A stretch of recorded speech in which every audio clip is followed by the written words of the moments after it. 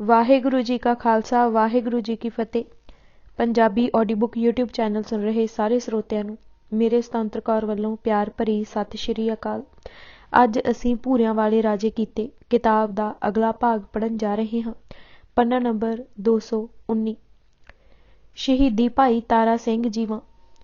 ਪਿੰਡ ਨੌਸ਼ਹਿਰਾ ਢਾਲਾ ਜੋ ਹਿੰਦੁਸਤਾਨ ਦੀ ਪੱਛਮੀ ਸਰਹੱਦ ਅਤੇ ਜ਼ਿਲ੍ਹਾ ਅੰਮ੍ਰਿਤਸਰ ਵਿੱਚ ਹੈ, ਵਿੱਚ ਕੁਝ ਸਿੱਖ ਵਾਹੀ ਕਰਦੇ ਸਨ। ਉੱਥੋਂ ਦਾ ਚੌਧਰੀ ਸਾਹਿਬ ਰਾਏ ਬੜਾ ਆਪ ਹੁਦਰਾ ਅਤੇ ਹੰਕਾਰਿਆ ਹੋਇਆ ਬੰਦਾ ਸੀ। ਸਿੱਖਾਂ ਨਾਲ ਇਸ ਨੂੰ ਬੜੀ ਨਫ਼ਰਤ ਅਤੇ ਕਿਹੜ ਸੀ। ਇਹ ਆਪਣੀਆਂ ਘੋੜੀਆਂ ਖੇਤਾਂ ਵਿੱਚ ਖੁੱਲ੍ਹੀਆਂ ਛੱਡ ਦਿੰਦਾ, ਜੋ ਖਾਣ ਨਾਲੋਂ ਮਿੱਧ ਕੇ ਫਸਲ ਦਾ ਜ਼ਿਆਦਾ ਨੁਕਸਾਨ ਕਰਦੀਆਂ। ਜੱਟ ਨੂੰ ਫਸਲ ਔਲਾਦ ਵਾਂਗ ਪਿਆਰੀ ਹੁੰਦੀ ਹੈ। ਜੱਟ ਹੋਰ ਸਾਰੇ ਨੁਕਸਾਨ ਜਰ ਸਕਦਾ, ਪਰ ਫਸਲ ਦਾ ਉਜਾੜਾ ਅਤੇ ਉਸਦੀ ਜ਼ਮੀਨ ਨਾਲ ਕੋਈ ਛੇੜਖਾਨੀ ਝੱਲਣੀ ਉਸ ਲਈ ਅਸੰਭਵ ਹੈ। ਚੌਧਰੀ ਸਾਹਿਬ ਰਾਏ ਸਰਾਸਰ ਹਿੱਕ ਦਾ ਧੱਕਾ ਕਰ ਰਿਹਾ ਸੀ। ਪੜਾਣੀਏ ਆਲੀ ਸਿੰਘ ਅਤੇ ਗੁਰਬਖਸ਼ ਸਿੰਘ ਜੋ ਖੇਤੀ ਕਰਦੇ ਸਨ ਨੇ ਚੌਧਰੀ ਪਾਸ ਆ ਕੇ ਫਸਲ ਦੇ ਉਜਾੜੇ ਦਾ ਦੁਖੜਾ ਫਰੋਲਿਆ ਤਾਂ ਚੌਧਰੀ ਅੱਗੋਂ ਚਮਕ ਪਿਆ। ਕਿਹਾ ਕਿ ਮੈਂ ਤੁਹਾਨੂੰ ਸਰਕਾਰ ਦੇ ਦੁਖੀਆਂ ਨੂੰ ਜਰੀ ਬੈਠਾ ਹਾਂ। ਤੁਸੀਂ ਮੇਰੀਆਂ ਘੋੜੀਆਂ ਚਰਦੀਆਂ ਨਹੀਂ ਜਰ ਸਕਦੇ। ਮੇਰੇ ਅਹਿਸਾਨ ਦਾ ਇਹ ਬਦਲਾ। ਤੁਹਾਨੂੰ ਆਖਿਆ ਜੋ ਕੁਝ ਨਹੀਂ, ਤੁਸੀਂ ਮਸਤ ਗਏ ਹੋ। ਮੇਰੇ ਬਚਾਏ ਜਿਉਂਦੇ ਫਿਰਦੇ ਹੋ। ਹੁਣ ਤੁਹਾਡੀ ਰਿਪੋਰਟ ਦੇ ਦਿਆਂ ਤਾਂ ਸਵੇਰ ਨੂੰ ਟੱਬਰਾਂ ਸਮੇਤ ਲਾਹੌਰ ਲੈ ਜਾ ਕੇ ਕੋਹਲੂ ਵਿੱਚ ਪੀੜ ਦਿਆਂਗੇ। ਕੀ ਸਮਝਦੇ ਹੋ ਆਪਣੇ ਆਪ ਨੂੰ? ਸਿੰਘਾਂ ਬੜੀ ਨਰਮੀ ਨਾਲ ਕਿਹਾ ਕਿ ਚੌਧਰੀ ਸਾਹਿਬ, ਤੁਹਾਡੇ ਅਹਿਸਾਨ ਨੂੰ ਮੰਨਦੇ ਹਾਂ, ਤੁਹਾਡਾ ਸਤਿਕਾਰ ਕਰਦੇ ਹਾਂ। ਅਸੀਂ ਕਦੀ ਵੀ ਤੁਹਾਡਾ ਕੋਈ ਨੁਕਸਾਨ ਨਹੀਂ ਕੀਤਾ। 10 ਨੌਹਾਂ ਦੀ ਕਿਰਤ ਕਰਦੇ ਹਾਂ, ਤੁਹਾਡੇ ਕਹੇ ਨੂੰ ਸਿਰ ਮੱਥੇ ਤੇ ਰੱਖਦੇ ਹਾਂ। ਅਸਾਂ ਤਾਂ ਇਹੋ ਮਿੰਨਤ ਕੀਤੀ ਹੈ ਕਿ ਘੋੜੀਆਂ ਫਸਲਾਂ ਦਾ ਬੜਾ ਨੁਕਸਾਨ ਕਰਦੀਆਂ ਹਨ। ਜੇ ਇਹਨਾਂ ਨੂੰ ਬੰਨ੍ਹ ਕੇ ਰੱਖੋ, ਬੇਸ਼ੱਕ ਪੱਠੇ ਸਾਡੇ ਹੀ ਵਢਾ ਕੇ ਪੁਆ ਲਵੋ ਤਾਂ ਕੋਈ ਹਰਜ ਨਹੀਂ, ਫਸਲਾਂ ਬਚ ਜਾਣਗੀਆਂ। ਤੁਹਾਡੀ ਬੜੀ ਮਿਹਰਬਾਨੀ ਹੋਵੇਗੀ। ਬੰਨ੍ਹ ਕੇ ਰੱਖੋ ਦਿਆਂ ਸ਼ਬਦਾਂ ਨੇ ਤਾਂ ਚੌਧਰੀ ਨੂੰ ਸੱਤੀ ਕੱਪੜੀ ਅੱਗ ਲਾ ਦਿੱਤੀ। ਚੌਧਰੀ ਰੋਹ ਨਾਲ ਬੋਲਿਆ, ਚਲੇ ਜਾਓ ਇੱਥੋਂ ਤੇ ਆਪਣੀਆਂ ਜਾਨਾਂ ਦੀ ਖੈਰ ਮਨਾਓ। ਘੋੜੀਆਂ ਤਾਂ ਇੰਝ ਹੀ ਚਰਨਗੀਆਂ। ਬੰਨ੍ਹਣ ਲਈ ਮੇਰੇ ਪਾਸ ਰੱਸੇ ਨਹੀਂ। ਜੇ ਜ਼ਰੂਰ ਹੀ ਬਣਾਉਣੀਆਂ ਹਨ ਤਾਂ ਕੇਸ ਦਾੜ੍ਹੀਆਂ ਮੁੰਨ ਕੇ ਦੇ ਜਾਓ, ਮੈਂ ਇਹਨਾਂ ਦੇ ਰੱਸੇ ਵਟਾ ਕੇ ਪੁਆ ਦਿਆਂਗਾ। ਚੌਧਰੀ ਦੇ ਇਹ ਕੁਬੋਲ ਸਿੰਘਾਂ ਦੇ ਸੀਨੇ ਚੀਰ ਗਏ। ਇਸ ਤੋਂ ਵੱਡੀ ਹੋਰ ਕੀ ਨਰਾਦਰੀ ਹੋ ਸਕਦੀ ਸੀ। ਥਾਂ ਤੇ ਹੀ ਬਦਲਾ ਲੈ ਲੈਣ ਦੇ ਸਮਰੱਥਾ ਨਹੀਂ ਸੀ। ਝੀਸੀਆਂ ਵੱਟ ਕੇ ਘਰਾਂ ਨੂੰ ਉੱਠ ਗਏ। ਘੋੜੀਆਂ ਦੇ ਉਜਾੜੇ ਦੇ ਨਾਲ ਚੌਧਰੀ ਨੇ ਜੋ ਹੋਰ ਵਿੜੀ ਚੜ੍ਹਾ ਦਿੱਤੀ ਸੀ, ਉਹ ਉਹਨਾਂ ਨੂੰ ਮੁੜ ਮੁੜ ਸੱਲ ਪਾ ਰਹੀ ਸੀ। ਅਣਖ ਖਾਤਰ ਬੰਦਾ ਸਿਰ ਦੀ ਵੀ ਬਾਜੀ ਲਾ ਦਿੰਦਾ ਹੈ। ਹੁਣ ਤਾਂ ਸਿਰੋਂ ਪਾਣੀ ਲੰਘ ਗਿਆ ਸੀ। ਦੋਵੇਂ ਭਰਾ ਸਿੱਧੇ ਪਿੰਡ ਭੂਸੇ ਨੂੰ ਵਗ ਤੁਰੇ। ਇਹ ਨੌਸ਼ਹਿਰਿਓਂ 3 ਕੋਹਾਂ ਦੀ ਵਿੱਥ ਤੇ ਹੈ। ਬਘੇਲ ਸਿੰਘ ਅਤੇ ਅਮਰ ਸਿੰਘ 2 ਸਕੇ ਭਰਾ ਅਤੇ ਰਾਠ ਸਿੰਘ ਸਨ। ਜਾਂ ਫਤਿਹ ਬੁਲਾਈ ਅਤੇ ਸਾਰਾ ਹਾਲ ਦੱਸਿਆ। ਕੇਸਾਂ ਦਾੜਿਆਂ ਬਾਬਤ ਚੌਧਰੀ ਦੇ ਕਬੂਲਾਂ ਨੇ ਇਹਨਾਂ ਨੂੰ ਹੋਰ ਵੀ ਤਮਕ ਚੜ੍ਹਾ ਦਿੱਤੀ। ਬਘੇਲ ਸਿੰਘ ਨੇ ਕਿਹਾ ਕਿ ਚੌਧਰੀ ਨੇ ਬੜਾ ਵਾਅਦਾ ਕੀਤਾ ਹੈ। ਕੇਸਾਂ ਦੇ ਰੱਸਿਆਂ ਵਾਲੀ ਗੱਲ ਤਾਂ ਸਾਥੋਂ ਵੀ ਨਹੀਂ ਜਰੀ ਜਾਂਦੀ। ਘੋੜੀਆਂ ਨੂੰ ਤਾਂ ਐਸੇ ਰੱਸੇ ਪਾਵਾਂਗੇ ਕਿ ਯਾਦ ਪਿਆ ਕਰੂ। ਇੱਕ ਗੱਲ ਵਿਚਾਰ ਲਵੋ, ਘੋੜੀਆਂ ਤਾਂ ਅਸੀਂ ਪਲ ਵਿੱਚ ਖਪਾ ਦਿਆਂਗੇ। ਚੌਧਰੀ ਸਰਕਾਰ ਨਾਲ ਢੋ ਕਰਕੇ ਹੈਂਕੜ ਵਿਖਾਉਂਦਾ ਹੈ। ਮਗਰੋਂ ਤੁਹਾਡੇ ਤੇ ਬੜਾ ਕੱਸ ਪਊਗਾ। ਜੀਆਂ ਜਨਤਾ ਨੂੰ ਵੀ ਜਿੱਚ ਕਰੂਗਾ। ਗੁਰਬਖਸ਼ ਸਿੰਘ ਹੋਰਾਂ ਕਿਹਾ, ਕੁਝ ਵੀ ਹੋਵੇ ਸਿਰ ਪਈ ਝੱਲਾਂਗੇ, ਪਰ ਗੀਦੀ ਬਣ ਕੇ ਨਹੀਂ ਜੀਵਿਆ ਜਾਂਦਾ। ਸਿੰਘਾਂ ਕਿਹਾ ਕਿ ਤੁਸੀਂ ਘਰ ਦੇ ਜੀ ਕੁਝ ਚਿਰ ਲਈ ਆਸੇ ਪਾਸੇ ਕਰ ਦਿਓ ਅਤੇ ਘੋੜੀਆਂ ਨੂੰ ਰੱਸੇ ਪੈ ਗਏ ਸਮਝੋ। ਦੋਹਾਂ ਭਰਾਵਾਂ ਟੱਬਰ ਟੋਰ ਦੂਰ ਨੇੜੇ ਰਿਸ਼ਤੇਦਾਰਾਂ ਪਾਸ ਘਲਾ ਦਿੱਤੇ ਅਤੇ ਆਪ ਵੀ ਪਿੰਡੋਂ ਖਿਸਕ ਗਏ।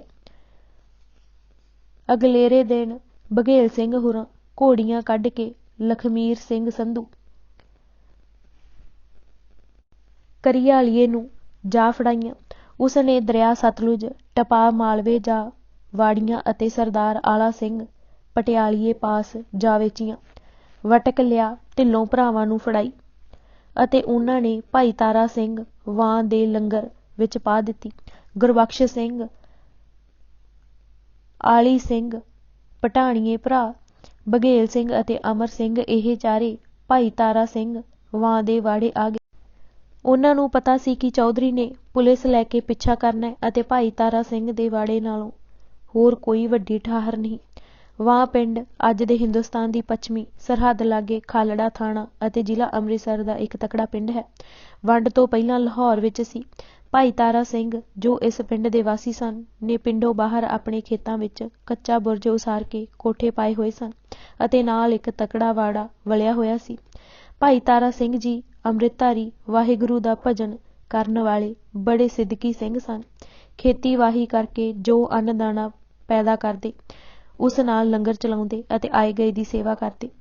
ਦੂਰ ਤੱਕ ਇਹਨਾਂ ਦੀ ਸੋਭਾ ਸੀ।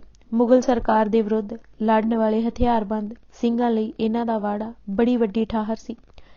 ਵਾੜੇ ਦੇ ਵਿਚਕਾਰ ਇੱਕ ਚੋਖਾ ਡੂੰਘਾ ਕੁੰਡ ਪੱਟਿਆ ਹੋਇਆ ਸੀ, ਜਿਸ ਵਿੱਚ ਬੜੀਆਂ ਮੋਟੀਆਂ ਲੱਕੜਾਂ ਦੇ ਮੋਛੇ ਸੁੱਟ ਕੇ ਅੱਗ ਲਾਈ ਹੁੰਦੀ ਸੀ, ਜੋ ਸਿਆਲ ਵਿੱਚ ਅੱਠੇ ਪਹਿਰ ਧੁਖਦੀ ਮੱਗਦੀ ਰਹਿੰਦੀ।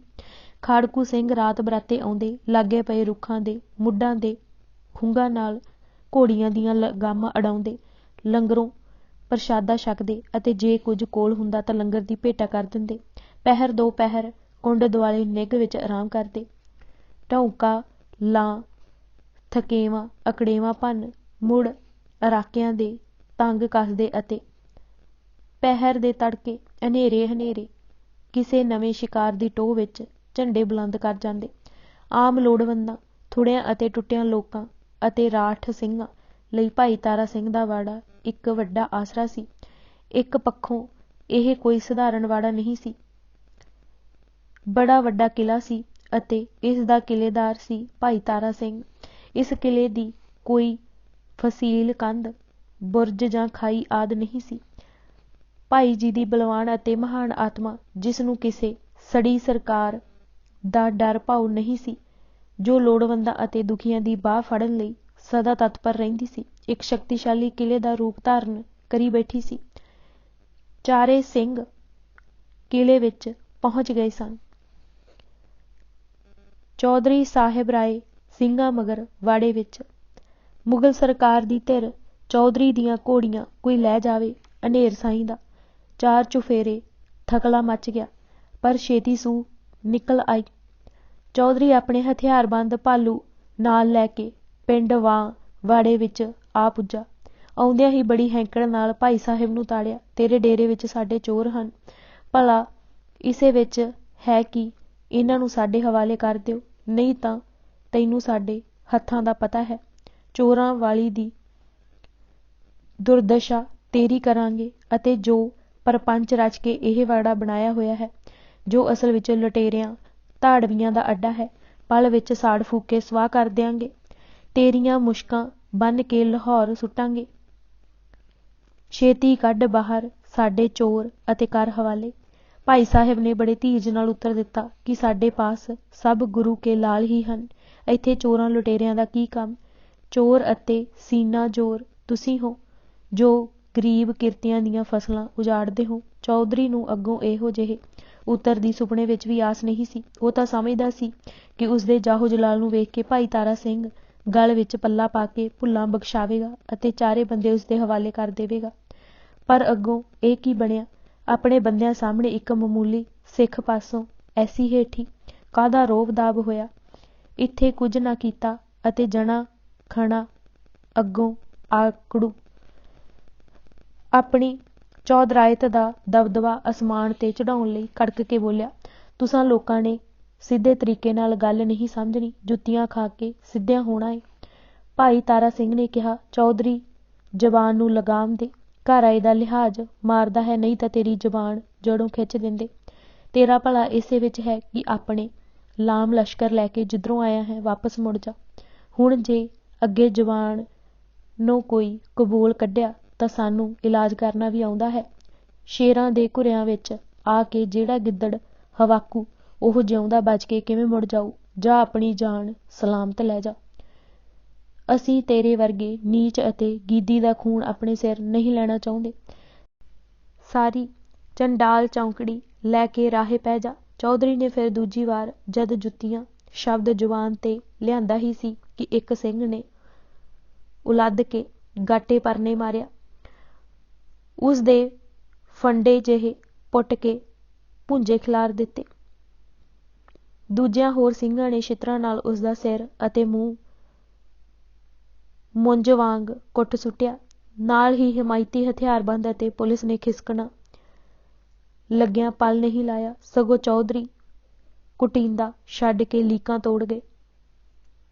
ਆਖਿਰ ਚੌਧਰੀ ਹਾੜੇ ਕੱਢ ਕੇ ਗੁਰੂ ਦਾ ਵਾਸਤਾ ਪਾ ਕੇ ਛੁੱਟਿਆ। ਮੂੰਹ ਸਿਰ ਸੁੱਜ ਕੇ ਸਜਰੇ ਆਵਿਓਂ ਉਤਰੇ ਦੌਰੇ ਵਰਗਾ ਹੋ ਗਿਆ। ਭਾਈ ਤਾਰਾ ਸਿੰਘ ਨੇ ਕਿਹਾ, ਚੌਧਰੀ, ਤੇਰੀ ਧੌਣ ਚੋਂ ਸਰਕਾਰੀ ਤਾਕਤ ਦੀ ਸ਼ਹਿ ਦਾ ਕਿੱਲਾ ਕੱਢ ਦਿੱਤਾ ਹੈ। ਤੇਰੀ ਇੱਕ ਸਰਕਾਰ ਲਾਹੌਰ ਅਤੇ ਦੂਜੀ ਵੱਡੀ ਸਰਕਾਰ ਦਿੱਲੀ ਹੈ। ਜਿਸ ਨੂੰ ਤੇਰਾ ਜੀ ਕਰੇ ਸਾਡੇ ਵੱਲੋਂ ਬੇਸ਼ੱਕ ਦੋਹਾਂ ਨੂੰ ਹੀ ਚੜ੍ਹਾ ਲਿਆ ਸਾਡੇ ਤੇ। ਜੇ ਤੂੰ ਵਾਕਿਆ ਹੀ ਆਪਣੇ ਪਿਓ ਦਾ ਪੁੱਤ ਹੈ ਤਾਂ ਆਪਣੀਆਂ ਘੋੜੀਆਂ ਲੱਭ ਕੇ ਮੁੜਾ ਕੇ ਵਿਖਾਵੀਂ। ਜਿੱਥੇ ਤੇਰਾ ਜ਼ੋਰ ਚੱਲਦਾ ਲਾ ਲੈ, ਅਸੀਂ ਗੁਰੂ ਦੀ ਕਿਰਪਾ ਨਾਲ ਇੱਥੇ ਹੀ ਗੱਜਾਂਗੇ।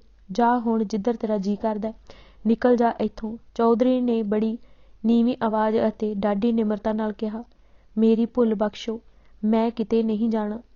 ਮੇਰੇ ਮੂੰਹੋਂ ਕਬੋਲ ਨਿਕਲੇ ਜਿਸ ਦਾ ਖਮਿਆਜ਼ਾ ਮੈਂ ਭੁਗਤ ਲਿਆ ਹੈ। ਮੈਂ ਤੁਹਾਡੇ ਸਿਰ ਆਉਣ ਜੋਗਾ ਨਹੀਂ। ਮੇਰਾ ਤੁਹਾਡੇ ਨਾਲ ਕੀ ਮੁਕਾਬਲਾ ਹੈ। ਮੇਰੀ ਭੁੱਲ ਬਖਸ਼ੋ। ਇਹ ਕਹਿੰਦਾ ਹੋਇਆ ਚਾਟੇ ਦੇ ਗੱਫੇ ਦਾ ਭੰਨਿਆ ਹੋਇਆ ਚੌਧਰੀ ਵਾੜਿਓਂ ਬਾਹਰ ਨਿਕਲ ਗਿਆ। ਵਾਂ ਪਿੰਡ ਕੋਕੂ ਵਿੱਥ ਤੇ ਉਸਦੇ ਸਾਥੀ ਭਾਲੂ ਖੜੇ ਉਡੀਕਦੇ ਸਨ ਅਤੇ ਵਿਚਾਰਾਂ ਪਏ ਕਰਦੇ ਸਨ ਕਿ ਵੇਖੀਏ ਚੌਧਰੀ ਜਿਉਂਦਾ ਬਚ ਕੇ ਆਉਂਦਾ ਵੀ ਹੈ ਕਿ ਨਹੀਂ। ਕੁਝ ਚਿਰ ਬਾਅਦ ਚੌਧਰੀ ਮੂੰਹ ਸਿਰ ਵਲੇਟੀ ਅਤੇ ਹੂੰਗਦਾ ਹੋਇਆ ਆ ਗਿਆ। ਪੁਲਿਸ ਅਤੇ ਸਾਥੀਆਂ ਨੇ ਪੁੱਛਿਆ, ਚੌਧਰੀ ਸਾਹਿਬ, ਹੁਣ ਕੀ ਕਰਨਾ ਹੈ, ਕਿੱਧਰ ਨੂੰ ਚੱਲਣਾ ਹੈ। ਉੱਥੇ ਤਾਂ ਚੌਧਰੀ ਕਹਿ ਆਇਆ ਸੀ ਕਿ ਉਹ ਕਿਧਰੇ ਨਹੀਂ ਜਾਂਦਾ, ਪਰ ਉਸਦੀ ਹਾਲਤ ਬੜੀ ਮੰਦੀ ਹੋਈ ਸੀ ਅਤੇ ਬੇਇੱਜ਼ਤੀ ਦਾ ਬਦਲਾ ਲੈਣ ਦੀ ਕਸਕ ਨੇ ਸਾਰਿਆਂ ਨੂੰ ਪੱਟੀ ਦੇ ਫੌਜਦਾਰ ਵੱਲ ਤੋਰ ਦਿੱਤਾ। ਸਭ ਹੋਈ ਭੋਈ ਦੱਸੀ। ਜਾਫਰ ਬੇਗ ਅਤੇ ਉਸਦਾ ਭਤੀਜਾ 80 ਕੁ ਸਵਾਰਾਂ ਅਤੇ ਪਿਆਦਿਆਂ ਦੀ ਨਫਰੀ ਚੜ੍ਹਾ ਲਿਆਇਆ।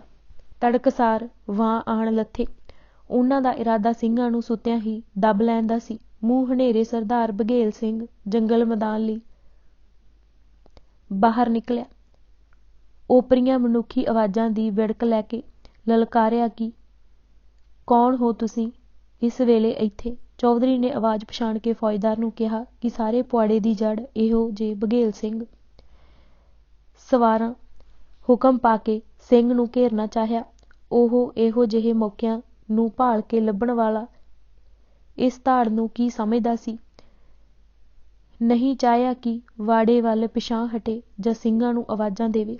ਜਦ ਗੋਲੀ ਦੱਗੀ ਪਤਾ ਲੱਗ ਹੀ ਜਾਣਾ ਹੈ। ਮੂਹਰੇ ਵਧੇ ਆਉਂਦੇ ਸਵਾਰ ਦੇ ਮੱਥੇ ਵਿੱਚ ਚਲਾਵਾਂ ਜਲ ਦਾ ਭਰਿਆ ਗੜਵਾ ਮਾਰਿਆ ਜੋ ਉਸਦੇ ਹੱਥ ਵਿੱਚ ਸੀ। ਬਘੇਲ ਸਿੰਘ 4-5 ਬੰਦਿਆਂ ਦੀ ਤਾਕਤ ਰੱਖਦਾ ਸੀ। ਐਸੇ ਬਲਵਾਨ ਬੰਦੇ ਦਾ ਚਲਾਇਆ ਗੜਵਾ ਥੈ ਮੱਥੇ ਵਿੱਚ ਵੱਜਾ ਅਤੇ ਸਵਾਰ ਘੋੜਿਓਂ ਉਲਟ ਕੇ ਭੁੰਜੇ ਆਣ ਡਿੱਗਾ। ਦੂਸਰੇ ਸਵਾਰ ਵੱਲ ਵੱਧ ਕੇ ਉਸਨੂੰ ਆਪਣੇ ਨੇਜੇ ਨਾਲ ਅਡੁੰਬ ਕੇ ਥੱਲੇ ਮਾਰਿਆ। ਸੰਘਣੇ ਰੁੱਖ ਤੇ ਉੱਤੋਂ ਹਨੇਰਾ। ਸਿੰਘ ਨੇ ਸ਼ੋਲੇ ਹੱਥ ਮਾਰ ਕੇ ਕਈ ਕਾਠੀਆਂ ਖਾਲੀ ਕਰ ਦਿੱਤੀਆਂ। ਘਾਇਲਾਂ ਦੀਆਂ ਚੀਕਾਂ ਅਤੇ ਸਵਾਰਾਂ ਦੇ ਲਲਕਾਰੇ, ਜਵਾਨੋ ਅੱਗੇ ਵਧੋ, ਘੇਰੋ, ਨਿਕਲ ਨਾ ਜਾਵੇ। ਬੜਾ ਰੌਲਾ ਮੱਚਿਆ। ਬਘੇਲ ਸਿੰਘ ਜੋ ਥਾਂ ਦਾ ਭੇਤੀ ਸੀ ਨੇ ਹਨੇਰੇ ਵਿੱਚ ਰੁੱਖਾਂ ਦੀ ਓਟ ਲੈ ਲਈ ਅਤੇ ਕਈ ਸਵਾਰ ਚੀਰ ਪਾੜ ਸੁੱਟੇ। ਇੰਨੇ ਨੂੰ ਪੈਦਲ ਬੰਦੂਕਚੀ ਪਹੁੰਚ ਗਏ ਅਤੇ ਗੋਲੀਆਂ ਚਲਾਉਣੀਆਂ ਸ਼ੁਰੂ ਕਰ ਦਿੱਤੀਆਂ। ਪਹਿਲਾਂ ਆਵਾਜ਼ਾਂ ਅਤੇ ਹੁਣ ਵਾਲੇ ਖੜਕੇ ਨੂੰ ਸੁਣ ਕੇ ਵਾੜੇ ਵਾਲੇ ਸਿੰਘਾਂ ਵੀ ਜੈਕਾਰੇ ਛੱਡਦੇ ਹੋਏ ਨੱਸ ਆਏ। ਫੌਜ ਪਲ ਵੀ ਨਾ ਅੜੀ। ਜਿੱਧਰੋਂ ਆਏ ਸੀ ਉੱਧਰ ਹੀ ਤਿੱਤਰ ਬਿੱਤਰ ਹੋ ਗਈ। ਹਰਫਲੇ ਹੋਏ ਅਤੇ ਪਿਛਾਂਹ ਨੂੰ ਭੱਜੇ ਜਾਂਦੇ ਇੱਕ ਬੁਜ਼ਦਿਲ ਦੀ ਗੋਲੀ ਬਘੇਲ ਸਿੰਘ ਦੇ ਆਣ ਵੱਜੀ। ਫੱਟ ਬੜਾ ਕਾਰੀ ਸੀ, ਸੋ ਸਿੰਘ ਸ਼ਹੀਦੀ ਜਾਮਾ ਪੀ ਗਿਆ। ਜਾਫਰ ਬੇਗ ਅਤੇ ਉਸਦੇ ਭਗੌੜੇ ਸੈਨਿਕਾਂ ਨੇ ਮਾੜੀ ਕੰਬੋਕੀ ਜੋ 2 ਕੁ ਕੋਹ ਦੇ ਫਾਸਲੇ ਤੇ ਹੈ ਜਾ ਦਮ ਲਿਆ। ਇੱਥੋਂ ਨੰਬਰਦਾਰਾਂ ਨੂੰ ਗੱਡੇ ਦੇ ਕੇ ਵਾਂ ਘਲਾਇਆ ਕਿ ਸਾਡੇ ਮਰਨ ਵਾਲਿਆਂ ਦੀਆਂ ਲਾਸ਼ਾਂ ਲਿਆ ਦਿਓ। ਨੰਬਰਦਾਰਾਂ ਭਾਈ ਸਾਹਿਬ ਨੂੰ ਜਾ ਬੇਨਤੀ ਕੀਤੀ ਕਿ ਫੌਜਦਾਰ ਮਿੰਨਤਾਂ ਕਰਦਾ ਹੈ ਕਿ ਲਾਸ਼ਾਂ ਅਤੇ ਫੱਟੜ ਸਾਨੂੰ ਦੇ ਦਿੱਤੇ ਜਾਣ। ਲਾਸ਼ਾਂ ਅਤੇ ਜ਼ਖਮੀ ਹੋਏ ਸੈਨਿਕ ਚੁੱਕ ਕੇ ਲੈ ਜਾਣ ਦੀ ਆਗਿਆ ਪਾ ਕੇ ਨੰਬਰਦਾਰ ਨੇ ਇਹਨਾਂ ਨੂੰ ਲੱਦ ਕੇ ਮਾੜੀ ਕੰਬੋਕੀ ਲੈ ਆਂਦਾ। ਇੱਥੇ ਫੌਜਦਾਰ ਨੂੰ ਪਤਾ ਲੱਗਾ ਕਿ ਉਸਦਾ ਭਤੀਜਾ ਹਿੰਮਤ ਬੇਗ ਵੀ ਮਰਨ ਵਾਲਿਆਂ ਵਿੱਚ ਹੈ। ਫੌਜਦਾਰ ਨੇ ਬੜਾ ਸੋਗ ਮਨਾਇਆ। ਲਾਸ਼ਾਂ ਹਾਥੀ ਤੇ ਲੱਦ ਕੇ ਲਾਹੌਰ ਲੈ ਜਾ ਕੇ ਜ਼ਕਰੀਆ ਖਾਂ, ਜੋ ਥੋੜ੍ਹਾ ਅਰਸਾ ਪਹਿਲਾਂ ਹੀ ਨਾਜ਼ਿਮ ਬਣਿਆ ਸੀ, ਦੇ ਮੂਹਰੇ ਲਿਆ ਰੱਖੀਆਂ ਅਤੇ ਸਾਰੀਆਂ ਗੱਲਾਂ ਬੜੀਆਂ ਵਧਾ ਚੜ੍ਹਾ ਕੇ ਦੱਸੀਆਂ। ਕਿਹਾ ਕਿ ਭਾਈ ਤਾਰਾ ਸਿੰਘ ਦੀ ਤਾਕਤ ਦੀ ਕੋਈ ਹਾਥ ਨਹੀਂ, ਛੇਤੀ ਕਾਰਵਾਈ ਕੀਤੀ ਜਾਵੇ, ਨਹੀਂ ਤਾਂ ਵੇਲਾ ਹੱਥ ਨਹੀਂ ਆਉਣਾ। ਜ਼ਕਰੀਆ ਖਾਂ ਤਾਂ ਆਇਆ ਹੀ ਸਿੱਖਾਂ ਦੀ ਅਲਖ ਮਿਟਾਉਣ ਲਈ ਸੀ। ਝੱਟ ਤਿਆਰੀ ਦਾ ਹੁਕਮ ਦਿੱਤਾ। 4 ਤੋਪਾਂ, 24 ਛੋਟੀਆਂ ਤੋਪਾਂ, 3 ਕੁ ਹਜ਼ਾਰ ਸਵਾਰ ਅਤੇ ਪੈਦਲਾਂ ਨੂੰ ਭਾਈ ਤਾਰਾ ਸਿੰਘ ਉੱਤੇ ਚੜ੍ਹਾਈ ਕਰਨ ਦਾ ਹੁਕਮ ਹੋ ਗਿਆ। ਲਾਹੌਰ ਵਿਖੇ ਜਦ ਤਿਆਰੀ ਹੋ ਰਹੀ ਸੀ ਤਾਂ ਇੱਕ ਹਜੂਰਾ ਸਿੰਘ ਨਾਵੇਂ ਮਿਲਵਰਤਨੀਏ ਸਿੱਖ ਨੇ ਵਾਂ ਪੁੱਜ ਕੇ ਸਾਰੀ ਗੱਲ ਭਾਈ ਤਾਰਾ ਸਿੰਘ ਨੂੰ ਆਣ ਦੱਸੀ ਅਤੇ ਬੇਨਤੀ ਕੀਤੀ ਕਿ ਲਾਹੌਰ ਦੀ ਸੰਗਤ ਦੀ ਰਾਏ ਤੇ ਬੇਨਤੀ ਹੈ ਕਿ ਵਾੜਿਓ ਤੁਸੀਂ 2-4 ਦਿਨ ਲਈ ਲਾਂਭ ਚਾਂਬ ਹੋ ਜਾਵੋ। ਫੌਜ ਆਵੇਗੀ ਅਤੇ ਝੱਖ ਮਾਰ ਕੇ ਵਾਪਸ ਮੁੜ ਜਾਵੇਗੀ। ਤੁਸੀਂ ਮੁੜ ਵਾੜਿਆ ਡੇਰਾ ਕਰਨਾ। ਬਚਾਅ ਕਰ ਲੈਣ ਵਿੱਚ ਕੋਈ ਹਰਜ ਨਹੀਂ। ਸਿੰਘ ਇਸ ਹਮਦਰਦੀ ਦੇ ਸਤਿਕਾਰ ਵਜੋਂ ਸਤਲੁਜੋਂ ਪਾਰ ਹੋਣ ਲਈ ਤੁਰ ਪਏ। ਉਸ ਵੇਲੇ 52 ਕੁ ਸਿੰਘ ਨਾਲ ਸਨ। ਸਤਲੁਜ ਉਸ ਵੇਲੇ ਬਹਾਦਰ ਨਗਰ ਦੇ ਬਿਲਕੁਲ ਨਾਲ ਵਗਦਾ ਸੀ ਅਤੇ ਇੱਥੇ ਪੱਤਣ ਪੈਂਦਾ ਸੀ। ਬੇੜੀ ਚੜ੍ਹਨ ਤੋਂ ਪਹਿਲਾਂ ਭਾਈ ਸਾਹਿਬ ਨੇ ਕਿਹਾ, ਵਾੜਾ ਮਾਲਕ ਦੇ ਹੁਕਮ ਤੋਂ ਬਿਨਾਂ ਹੀ ਛੱਡ ਕੇ ਆਪ ਮੁਹਾਰੇ ਹੀ ਆ ਗਏ ਹਾਂ।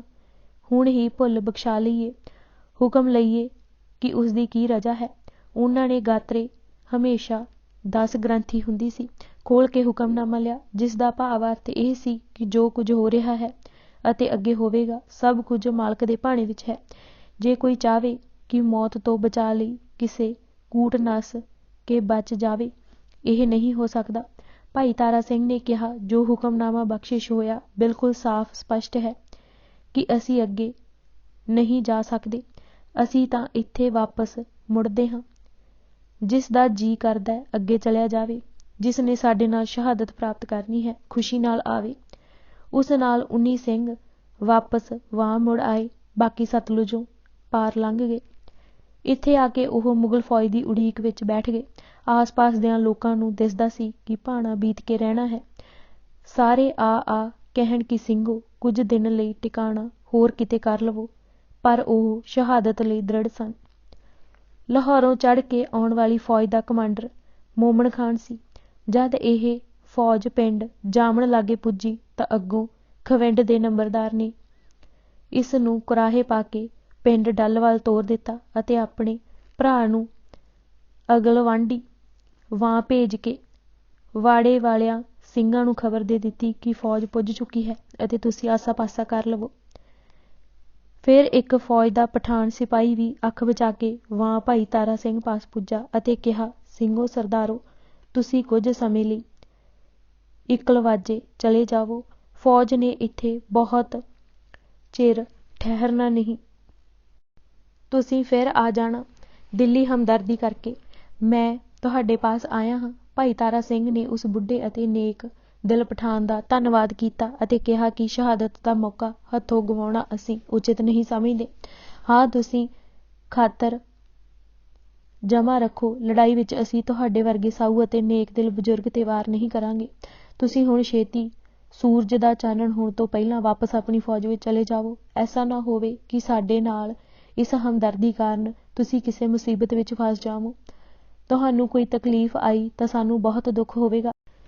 ਲਾਚਾਰ ਇਹ ਨੇਕ ਪਠਾਨ ਸਿਪਾਹੀ ਵਾਪਸ ਫੌਜ ਵਿੱਚ ਜਾ ਮਿਲਿਆ। ਸਾਰਿਆਂ ਸਿੰਘਾਂ ਨੂੰ ਭਾਈ ਸਾਹਿਬ ਨੇ ਹੱਥੀਂ ਕੇਸੀ ਇਸ਼ਨਾਨ ਕਰਵਾ ਕੇ ਸ਼ਹੀਦੀ ਬਾਣੀ ਪਹਿਨਾਏ, ਅਰਦਾਸ ਕਰਕੇ ਜਕਾਰੇ ਛੱਡੇ ਅਤੇ ਧੌਂਸੇ ਉੱਤੇ ਚੋਟ ਲਾ ਦਿੱਤੀ। ਫੌਜ ਜੋ ਪਿੰਡ ਡੱਲ ਘੇਰੀ ਬੈਠੀ ਸੀ, ਆਵਾਜ਼ ਸੁਣ ਕੇ ਉਸੇ ਵੇਲੇ ਮਾਰੋ-ਮਾਰ ਕਰਦੀ ਪਿੰਡ ਵਾਹ ਆਣ ਪੁੱਜੀ ਅਤੇ ਆਉਂਦਿਆਂ ਲੜਾਈ ਸ਼ੁਰੂ ਹੋ ਗਈ। ਫੌਜ ਨੇ ਹਿੱਛ-ਹਿੱਛ ਹੱਲੇ ਕੀਤੇ, ਪਰ ਸਿੰਘਾਂ ਨੇ ਥੋੜ੍ਹੀ ਗਿਣਤੀ ਵਿੱਚ ਹੁੰਦਿਆਂ ਹੋਇਆਂ ਵੀ ਸਾਰੇ ਹੱਲੇ ਪੁੱਠੇ ਪੈਰੀਂ ਪਿਛਾਂਹ ਧੱਕ ਦਿੱਤੇ। ਤਕੀ ਬੇਗ ਭਾਈ ਤਾਰਾ ਸਿੰਘ ਹੱਥੋਂ ਬਰਛਾ ਮੂੰਹ ਵਿੱਚ ਖਾ ਕੇ ਪਿਛਾਂਹ ਮੁੜਿਆ। ਇਸ ਨੂੰ ਆਪਣੇ ਜਰਾ ਬਖਤਰ ਤੇ ਮਾਣ ਸੀ, ਕਿਉਂਕਿ ਸਿਰ ਤੋਂ ਪੈਰਾਂ ਤੀਕ ਲੋਹੇ ਵਿੱਚ ਮੜਿਆ ਹੋਇਆ ਸਮਝਦਾ ਸੀ ਕਿ ਦੁਸ਼ਮਣ ਉਸਦਾ ਕੁਝ ਨਹੀਂ ਵਿਗਾੜ ਸਕਦੇ।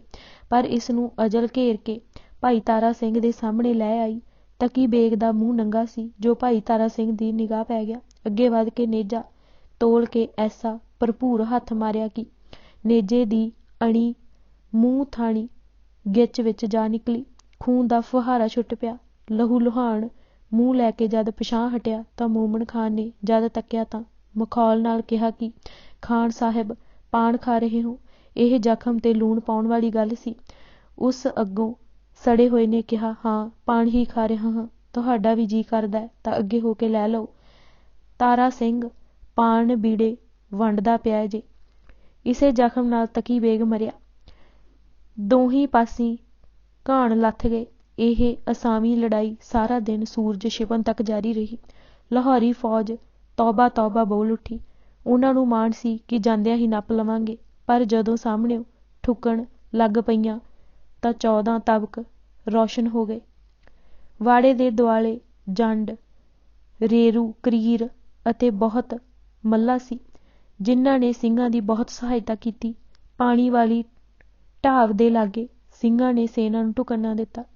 ਲੜਾਈ ਦਾ ਰੌਲਾ ਸੁਣ ਕੇ ਪਿੰਡ ਕਰਬਾਠਾਂ ਦੇ 2 ਭਰਾ ਜੋ ਗੱਡਾ ਲੈ ਕੇ ਖੇਤਾਂ ਵਿੱਚ ਪਾਉਣ ਲਈ ਕੱਲਰ ਇਕੱਠਾ ਕਰਨ ਆਏ ਸਨ, ਪਤਾ ਲੱਗਣ ਤੇ ਕਿ ਫੌਜ ਨੇ ਸਿੰਘਾਂ ਤੇ ਹਮਲਾ ਕਰ ਦਿੱਤਾ ਹੈ, ਸਭ ਕੁਝ ਛੱਡ ਕੇ ਸਿੰਘਾਂ ਵਿੱਚ ਆਣ ਮਿਲੇ ਅਤੇ ਇੱਥੇ ਹੀ ਨਾਲ ਹੀ ਸ਼ਹੀਦ ਹੋ ਗਏ। ਇੱਧਰ ਭਾਈ ਤਾਰਾ ਸਿੰਘ ਨਾਲ ਇੱਕ ਸਿੰਘ ਅਤੇ ਦੂਜੇ ਪਾਸੇ ਤੋਪਖਾਨਾ ਅਤੇ ਸਿਪਾਹੀਆਂ ਦਾ ਟਿੱਡੀ ਦਲ। ਸੋ ਇਸ ਕਿਸਮ ਦੀ ਅਸਾਵੀਂ ਲੜਾਈ ਕਿੰਨਾ ਕੁ ਚਿਰ ਚੱਲਦੀ। ਇੱਕ ਇੱਕ ਕਰਕੇ ਅਤੇ ਕਈਆਂ ਕਈਆਂ ਨੂੰ ਥਾਂ ਰੱਖ ਕੇ ਸਿੰਘ ਸ਼ਹੀਦ ਹੁੰਦੇ ਗਏ। ਸਭ ਤੋਂ ਅਖੀਰ ਵਿੱਚ ਸ਼ਹੀਦ ਹੋਣ ਵਾਲਾ ਭਾਈ ਤਾਰਾ ਸਿੰਘ ਸੀ। ਸਾਰਾ ਸਰੀਰ ਜ਼ਖਮਾਂ ਨਾਲ ਚੂਰ ਹੋਇਆ ਪਿਆ ਸੀ, ਪਰ ਅਜੇ ਵੀ ਨੇਜਾ ਹੱਥ ਵਿੱਚ ਲਈ ਲਾਗੇ ਢੁਕਣ ਵਾਲਿਆਂ ਨੂੰ ਧੁਰ ਦੇ ਪਰਵਾਨੇ ਦੇਈ ਜਾ ਰਿਹਾ ਸੀ। ਹਾਥੀ ਅੱਗੇ ਕਰਕੇ ਵੱਡੀ ਗਿਣਤੀ ਨੇ ਸੱਜਿਓਂ ਖੱਬਿਓਂ ਇਸ ਇੱਕ ਆਦਮੀ ਤੇ ਹੱਲਾ ਬੋਲਿਆ। ਦੀਵਾ ਬੁਝਣ ਤੋਂ ਪਹਿਲਾਂ ਉਸ ਦੀ ਲਾਟ ਉਤਾਂਹ ਨੂੰ ਉੱਭਰਦੀ ਹੈ ਅਤੇ ਫਿਰ ਉਹ ਇੱਕਦਮ ਸਮਾਪਤ ਹੋ ਜਾਂਦੀ ਹੈ। ਅੰਤ ਸਮਾਂ ਨੇੜੇ ਢੁੱਕ ਚੁੱਕਾ ਸੀ। ਭਾਈ ਤਾਰਾ ਸਿੰਘ ਹੁਣ ਇਸ ਵੇਲੇ ਖੂਨ ਨੁੱਚੜ ਚੁੱਕਣ ਦੇ ਬਾਵਜੂਦ ਵੈਰੀਆਂ ਨਾਲ ਮਲਕਲ ਮੌਤ ਬਣਿਆ ਹੋਇਆ ਸੀ। ਠਰ੍ਹੰਮੇ ਨਾਲ ਵਾਰ ਝੱਲ ਰਿਹਾ ਤੇ ਫੱਟ ਖਾ ਰਿਹਾ ਸੀ। ਦਸ਼ਮੇਸ਼ ਜੀ ਦੇ ਮਹਾਵਾਕ ਜਬ ਆਵ ਕੀ ਔਧੌਣ ਨਿਧਾਨ ਬਣੇ ਅਤ ਹੀ ਰਣ ਮੇ ਤਬ ਜੂਝ ਮਰੋ ਅਨੁਸਾਰ ਸਿੰਘ ਪੁਰਜਾ ਪੁਰਜਾ ਹੋ ਕੇ ਡਿੱਗਾ। ਸੂਰਮੇ ਮੰਜੀਆਂ ਤੇ ਅੱਡੀਆਂ ਰਗੜ ਰਗੜ ਕੇ ਨਹੀਂ ਮਰਿਆ ਕਰਦੇ। ਜੰਗ ਦੇ ਮੈਦਾਨ ਵਿੱਚ ਉਹਨਾਂ ਦੀ ਆਖਰੀ ਸੇਜ ਹੋਇਆ ਕਰਦੀ ਹੈ। ਵਾੜਿਓਂ ਬਾਹਰ ਲਹੂ ਮਿੱਝ ਨਾਲ ਲੱਥਪੱਥ ਹੋਈ ਅੰਤਲੀ ਸੇਜ ਉੱਤੇ ਵੈਰੀ ਦੀਆਂ ਲਾਸ਼ਾਂ ਨਾਲ ਪੈ ਗਿਆ। ਨੇਜਾ ਅਜੇ ਵੀ ਉਸਦੇ ਹੱਥ ਵਿੱਚ ਸੀ। ਜਾਪਦਾ ਸੀ ਭੁੱਕ ਕੇ ਉੱਠਿਆ ਕਿ ਉੱਠਿਆ। ਕਈ ਪਲ ਦੁਸ਼ਮਣਾਂ ਲਾਗੇ ਨਹੀਂ ਟੁਕਿਆ। ਫੱਗਣ ਦੇ ਡੁੱਬਦੇ ਸੂਰਜ ਦੀ ਲਾਲੀ ਲਾਲੋ ਲਾਲ ਹੋਏ ਮੈਦਾਨ ਨੂੰ ਆਪਣੀ ਸ਼ਰਧਾਂਜਲੀ ਭੇਟ ਕਰ ਰਹੀ ਸੀ।